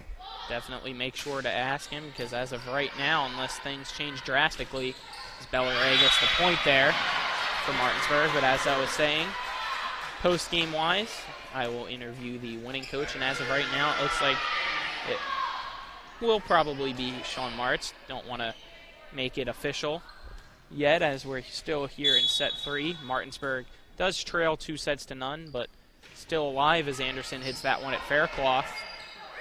That one had no spin at all on the serve. Wallen sets it up for Joseph. Beautiful dig there by Faircloth. Howard keeps it in. Off block. Right at Wallen, and a point for Musselman. Yeah, momentum is a tough thing. I'm not sure I'd be putting a W in the book just yet at 3-all, but I agree with everything that you're saying. I believe that Musselman has the appearance of being in complete control of this match, and it's theirs to lose. Blanchard tried to get it off the serve, but an ace from Musselman. Well, Christmas was right there. I mean, she followed the free ball. If the ball would have come out of the net, she was there for some kind of block. Serve here by Musselman. Bishop with it there. And Dunnigan hit over by Shipley. Hammer Howard hits it to the back. Anderson gets it before Blanchard does. Joseph now with it. Blocks off the net. Yep. And I believe, it wasn't a block. It was... We used to tell off block, what we used to tell our back row players is to climb in the hitter's back pocket. And when you watch Howard swing there, watch how close Dunnigan was, almost right in her back pocket as she followed her in to cover off block. Shipley with the serve. Wallen sets it for Anderson, who hits it over. Fair watch cloth. Dunnigan follow. Shipley hit in, blocked, and that one off the fist. Blocked there by Bishop, and trying to keep it alive was Walker. But hit it to the back line, who wasn't in the back. Yeah, my defense, the libero stays deep. The wings pinch and cover, but, you know, it's good play. Wilt serves it at Howard. Shipley hits it up. Hammer Howard off the net. Anderson with the dig. Miscommunication there between Wilt. Get out of Wilt's way. Get out of her way. Off net. Good adjustment by Chrisman. Anderson tried to get it. Off block. Tough position for Martinsburg. So Hammer Howard now serves. Entering the game for Musselman is Ketterman as well. Front line Wilt, Joseph, and Bishop for Martinsburg. Howard serves it here. That one right at Blanchard. The sophomore.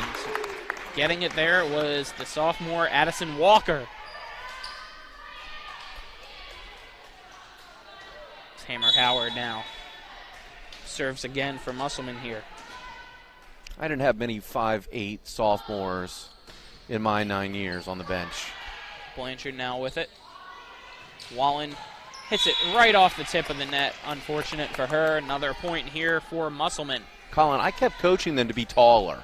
I kept coaching and coaching for them to be taller, and it just didn't work. What was your strategy for it? It was eat better, and if the parents would stretch them, but you know, no one would do that. Maybe that's what I should have done. Maybe that's what we all should have done. Is Howard serves that now, and it goes off the net. So Martinsburg now with it. We ran everything up tempo. There was nothing that you couldn't do fast enough. Pass, set, everything that we could to make the other team have to move more quickly. And that's why you were successful in getting 3 state championships as well. Had the athletes. That one now. Back over here to the Bulldog side as Wallen hits it to the back line. Faircloth. Back up here. Hitting it to the near side. Anderson. So Wallen. Wow, smoked. Right at Howard with the dig. Howard sends it back over now. Anderson hits it up. Wilt sets it. Wallen just has to tap it back over. This time Ketterman with it to the back. Joseph gets it. Wilt sets it for Bishop. Bishop hits it here at Ketterman. Up there by Morris. Ketterman with it. Anderson with the dig. Wilt to Bishop. Blocked. The back, Joseph called for it, but Anderson took it. Wallen hits it over at Faircloth now. It's 10 line. Howard, Joseph. Both teams reset. Wallen now with it. Wallen gets one-on-one. Musselman gets the point as it was out. Calling for touch, didn't see it, definitely hit the top of the net. Not sure if it struck a blocker or not, but. So Musselman up 4 here in set 3, looking for the sweep as Faircloth serves that right at Bishop. Oh no, free Bishop ball hits over it right pass. back. Serve. Blocks at the net. Faircloth. Better block. Beautiful hit. Wallen, Wilt. Bishop. Howard. Morris. Sadie Wright at Bishop now. Hit out, Musselman point. Very, very interesting. Lots of tipping right on top of the net, back and forth to each other. You want to block, you don't want to block. Somebody needs to take a swing. Faircloth with it, right at Bishop. Yeah, another Bishop. good serve. Joseph Free ball. now calls it and hits it over. Faircloth. Morris sets it. Needs to get her. Blocked by Bishop and Wall. Morris But needs to it move went her out. feet. Yeah, it was So a good it's set. Point for the Appleman. Morris was just a little bit late getting to the net. She had to use all upper body strength to set the ball to the outside. Pulled the set in, hit off block. So timeout called by Coach Wallen for Martinsburg. We'll take it as well. Here in set 3, Musselman leads 11-5 over Martinsburg. 30-second break. You're watching TV10. Remember when you were a little kid and saw your first deer? Oh, how cute. As an adult, maybe you've had a different experience. Where'd that come from? Bambi mess up your dream machine? Call Cody's Auto Body today at 304-901-4777 and get the work done right the first time. Cody's Auto Body, 851 Wilston Street in Martinsburg, has a team of auto body professionals with a lifetime of experience putting your ride back together again, regardless of how it got that way. Cody's Auto Body. Back here at Musselman High School Klein Court. Here set 3. And Musselman Appleman lead the Martinsburg Bulldogs here in set 3, looking for a sweep. Musselman was victorious in sets 1 and 2, 25-13 over Martinsburg, as it's now Faircloth serving for Musselman. Right at Bishop off the net. Wilt saves it. Trying to hit it over was Bishop. Musselman gets a point. Yeah, Martinsburg started to show some signs of defeat. I'm glad that Coach Wallen called the timeout. Try to fire him up a little bit. Down 7 as Anderson off her hands, and an ace for Musselman, who has been on the gas pedal all night here at Klein Court. Yeah, 2 serve-receive errors coming off a timeout.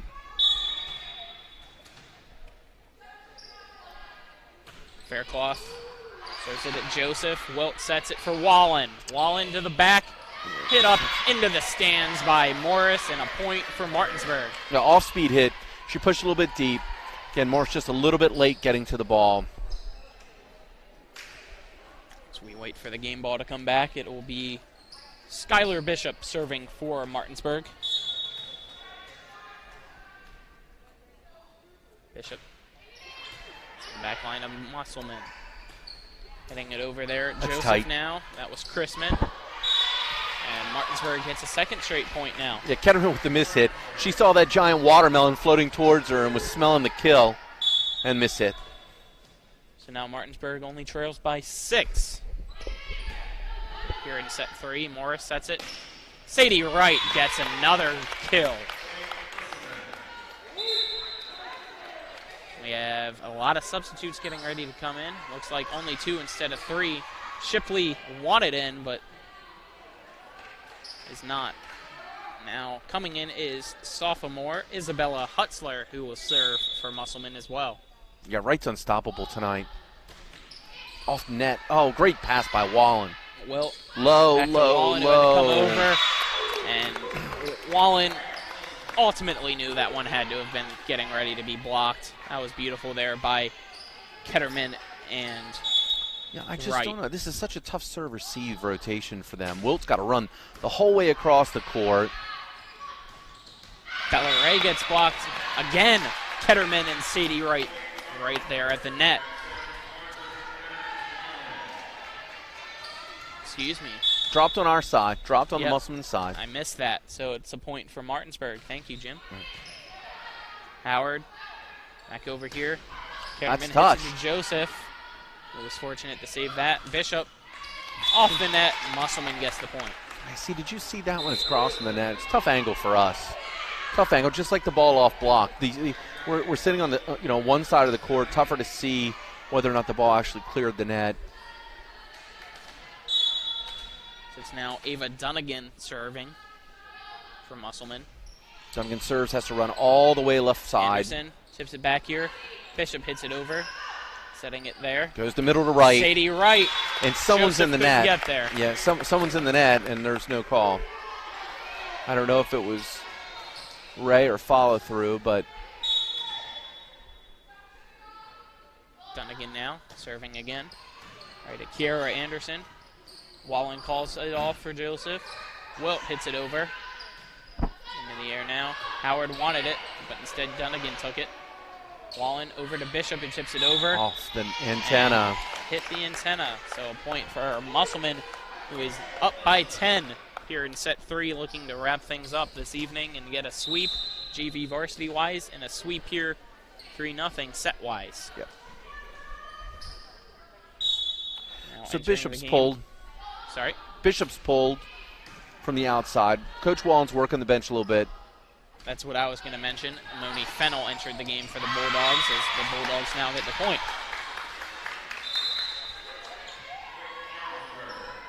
And now Fennell exits, and into the game is Yukari Blanchard.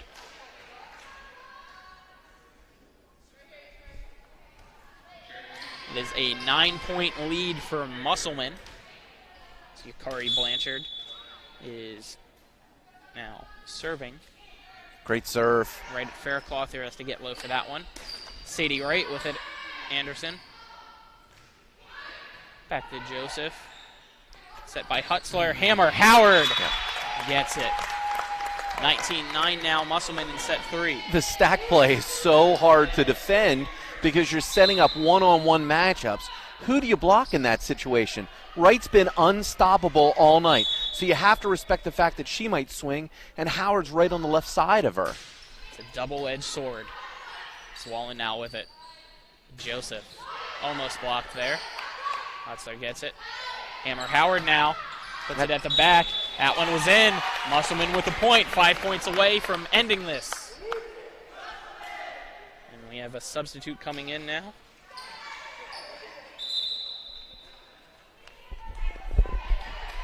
Show me the money. That's what it looked like hair-wise is Gabby Money, but she's wearing number 10, which is typically Jaden Crawford. So Joseph back up here. What a save.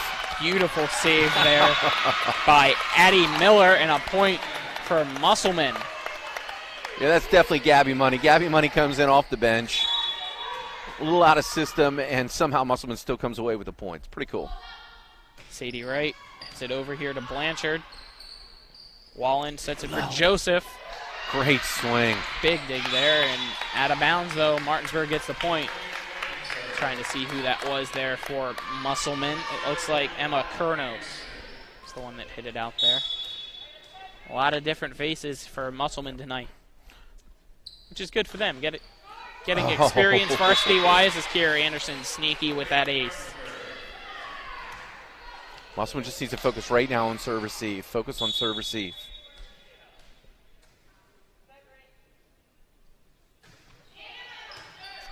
Served by Anderson to Kurnos. Head over here. McCoy out. That one's out by Abigail McCoy, so point for Martinsburg. We trail by 9 here in set 3. Musselman win this set. A win 3-0 in the match. Anderson serves it over. Oh, no. Gabby Money keeps it in. Faircloth tips it over. Wallen, Anderson. Back to Wallen in the back, and that one's out. So Musselman gets the point now. They're 3 away. Looks like Abigail McCoy will serve. Entering the game now is Kaylee Chrisman. Again, this is good size in the front row. I mean, this is... McCoy at Wilt. Anderson up. Joseph Hits it out. When Bishop's off the net like that, she has to put topspin on. She has to beat the block. So, she doesn't hail, and it did. It's the only way to beat the block. That one back. And just out off the serve. And at this point, Musselman can be as aggressive as they want, serving, but what they cannot do is they cannot slack and serve receive. They've got to get Martinsburg out of system. They need an attack right here. Mary Catherine Morrison as Wilt serves for Martinsburg. That one at Kurnos. Hits it right at Anderson. Wilt with it now. Joseph pushes it over. Howard. But it comes out. Back up by Morris. Off block. Anderson up. Wallen with it. Into the air. Back now resetting as Musselman. Faircloth hits it over. Blanchard. Set by Wilt. Back to Skylar Bishop.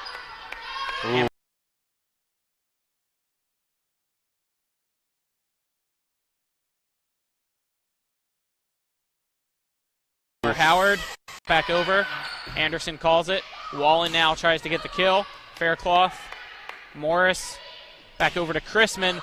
Blocked by Bishop and Joseph. That's Must 7.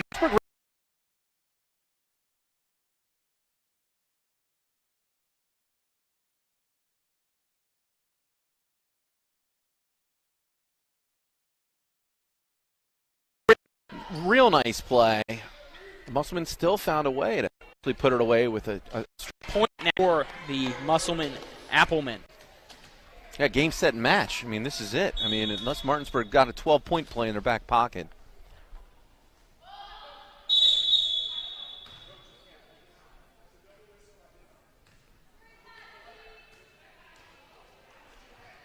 We're trying to see who the captain is. There's no captain on the floor. We stopped play on match by. These are the things as a coach. Serve here now by Musselman as we resume action. Wilt over to Wallen. Yeah. Right at Faircloth for the kill. Wallen wanted to remind everyone that she's still on the floor. And that's Weatherholtz, I think, who would come in from the JV team. Yeah, I'm trying to forward. So I think Coach pulled up a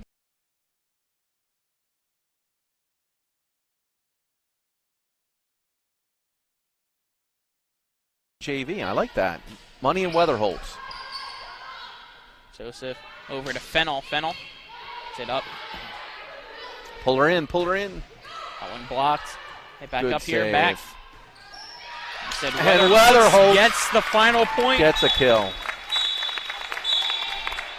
25-14 is your final here in set 3, and that wraps things up this evening. The Musselman Appleman being victorious 3-0 here. We'll take a 1-minute break. Final score of set 3, Musselman 25, Martinsburg 14. 1-minute break. You're watching TV 10. This is Eric from Hagerstown Ford. I want to thank you for your continued support of helping Hagerstown Ford's efforts to be #1 in the region. As we get closer to this extremely aggressive goal, I want to recap why Hagerstown Ford should be your only consideration when buying your next vehicle. Number 1, we have the best prices from Winchester, Virginia to Washington, D.C., from Hershey, Pennsylvania to Baltimore, Maryland. I assure you, price will not be the reason you don't buy from Hagerstown Ford. Number 2, we have a real return policy that's better than Walmart. Seriously, if you don't like it, return it. We'll give you 3 days to make sure you love your new ride. And finally, we'll bring your new car, truck, or SUV to you, just like Amazon does. Never step foot in a dealership again. Stop the silly back and forth negotiations that make everyone crazy. It's dumb, and it's a total waste of time. Besides, we hate it worse than you do. Simply log on to HagerstownFord.com and let us make your next buying process fun, easy, and risk-free. What do you got to lose? Visit HagerstownFord.com and let us cater to you. See dealer for details. Musselman High School. We are now here with victorious head coach Martz of the Musselman Appleman. How we doing? Good, how are you? Good. Congratulations on the 3-0 sweep here. What was the difference for you tonight? I know had to get things ready here, switching things up. Weren't expecting to play Martinsburg, so. Yeah, I mean, I thought, I was happy with our serve and pass game. I thought we served consistently, passed pretty well. Thought our blocking was pretty effective early on, and we kept them out of system most of the match. So what are your comments. Definitely a big game here by Sadie Wright. What did you like from her tonight? Yeah, we've been trying to speed up her set a little bit in the middle. She was running a little bit too slow, and I think she really beat the block tonight, and it was much more effective. So, anything else, Coach? No, not really. A pretty solid night for us, I thought. Alrighty, well, congratulations here on the win, 3-0 over Martinsburg. What are your hopes going into your next match? Who do you guys have Thursday now? I saw it was... Well, we don't actually have any more matches this week because of the gold status. So, it's kind of all up. The schedule's a little bit up in the air depending on what happens with this status. I'm not even sure I think we're scheduled to play Spring Mills next Tuesday. So as long as we stay no lower than gold, we'll still be able to play them on Tuesday. Alrighty. Thank you, Coach. Hey, thank That's you. it for me. Yep. So final here, 3-0 was the score here, as it was a victorious Musselman-Appleman here at Klein Court. Martinsburg now falls to 5-3 overall, 2-3 in the conference. Musselman improves to 18-1, 5-1 in the conference. We'll take a 1-minute break here and come back and just talk about what we thought about the game between myself and Jim. So another 1-minute break here. You're watching TV 10.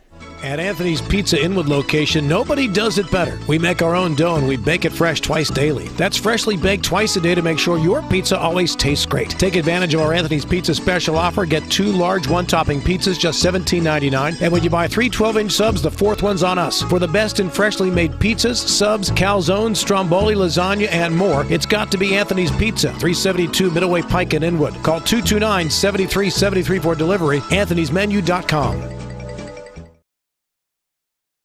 The Palace Lounge in Martinsburg offers hand-cut, locally sourced steaks, fresh seafood, and sandwiches with great daily specials like 75-cent wings all day Monday, prime rib on Tuesday, New York strip on Wednesday, and chef specials every Friday and Saturday. Ask for the lunch punch card and have lunch on the Palace Lounge on Edwin Miller Boulevard. And don't forget the Big Apple Lounge on Sater Drive in Inwood. The Applemen were victorious over Martinsburg 3-0. Musselman won set 1 25-13, set 2 25-13, and set 3 25-14. Colin McLaughlin here. Alongside me is Jim Klein. Cameraman is John Alderton. Producer was Matt Crawford. In the studio, Donald Kinney. Jim, what were your thoughts tonight for both teams? Well, Musselman came out with their pedal to the metal. I mean, Coach Martz was dead on. Martinsburg had a lot of difficulty getting in system. Musselman controlled the speed of play. Sadie Wright, I thought, was dominant on the court. I'm not sure that anyone was, even close to being in a caliber to stop her. However, Ashley Wallen, she proved that she's a D1 player. She comes out and has a demonstrative kill in the end of the third set, but just not enough tonight for Martinsburg to match the firepower of Musselman. Musselman looked like a completely different team than when they played 2 weeks ago, our first match together, and it was a pleasure to watch this match tonight. Thank you. Yes, it was, as it will be Thursday, our next broadcast. Martinsburg hosts Spring Mills. Spring Mills right ahead of Martinsburg in the standings. Spring Mills is 7-3 in the conference, 14-3 overall. Martinsburg has now fallen to 2-3 in the conference, 5-3 overall. So another loss to the Musselman-Appleman like we saw 2 weeks ago by Martinsburg. But nothing to really hang your head over. Musselman, really good team. And Martinsburg just has to quickly regroup and be able to successfully take on the Cardinals. That should be a great match as well, like we saw tonight. Yeah, on any given day, any team can be beaten. It's good to see that the kids come, that competed, didn't give up. Coach Wallen still calling timeouts at the end of the third set, even down at what appeared to be a full momentum lead for Musselman, but still a good match. And Martinsburg's going to have to get back to the drawing board tomorrow, practice tomorrow, and then be ready for a home matchup with Spring Mills, EPAC, county rivalries, Thursday night. I cannot wait, Colin. It should be a fun one, as unfortunately for Musselman, this was the only match of the week for them now because of being in the gold status, as you heard from Coach March there in the interview. They were originally scheduled to face Jefferson Thursday and Washington tonight, but due to being in the gold status, neither of those occurred, and instead Musselman faced Martinsburg tonight. Martinsburg was supposed to face Jefferson, but since they have Spring Mills, who's also Berkeley County, they were able to play Thursday. So any final thoughts, Jim? Yes, Musselman, they don't care who they play as long as they play just like that, in system, running their offense. And you know what? The only gold that they care about is that gold trophy that they hope to take home at the end of the state tournament come November. That's the gold that they care about, and that's what they're playing for. And you could see that on the court all night tonight. Yep, revenge is on the mind definitely for Musselman, as they were runners-up last year, have not won a state championship since 2017, so they're looking to make it number 7. Lucky number 7 for Musselman if they're able to do so. So I'm Colin McLaughlin. Alongside me is Jim Klein for our cameraman, John Alderton, Matt Crawford, and Donald Kinney back in the studio. Thank you, everybody, for watching. Thank you to both teams' coaches for giving us rosters, as well as the athletic directors for both teams, especially the one here at Martinsburg, letting us come on short notice to broadcast this game. And thank you to our sponsors as well for making us able to broadcast this game. So final score tonight, Musselman over Martinsburg, 3-0. This has been a TV10 production. Have a good night, everyone.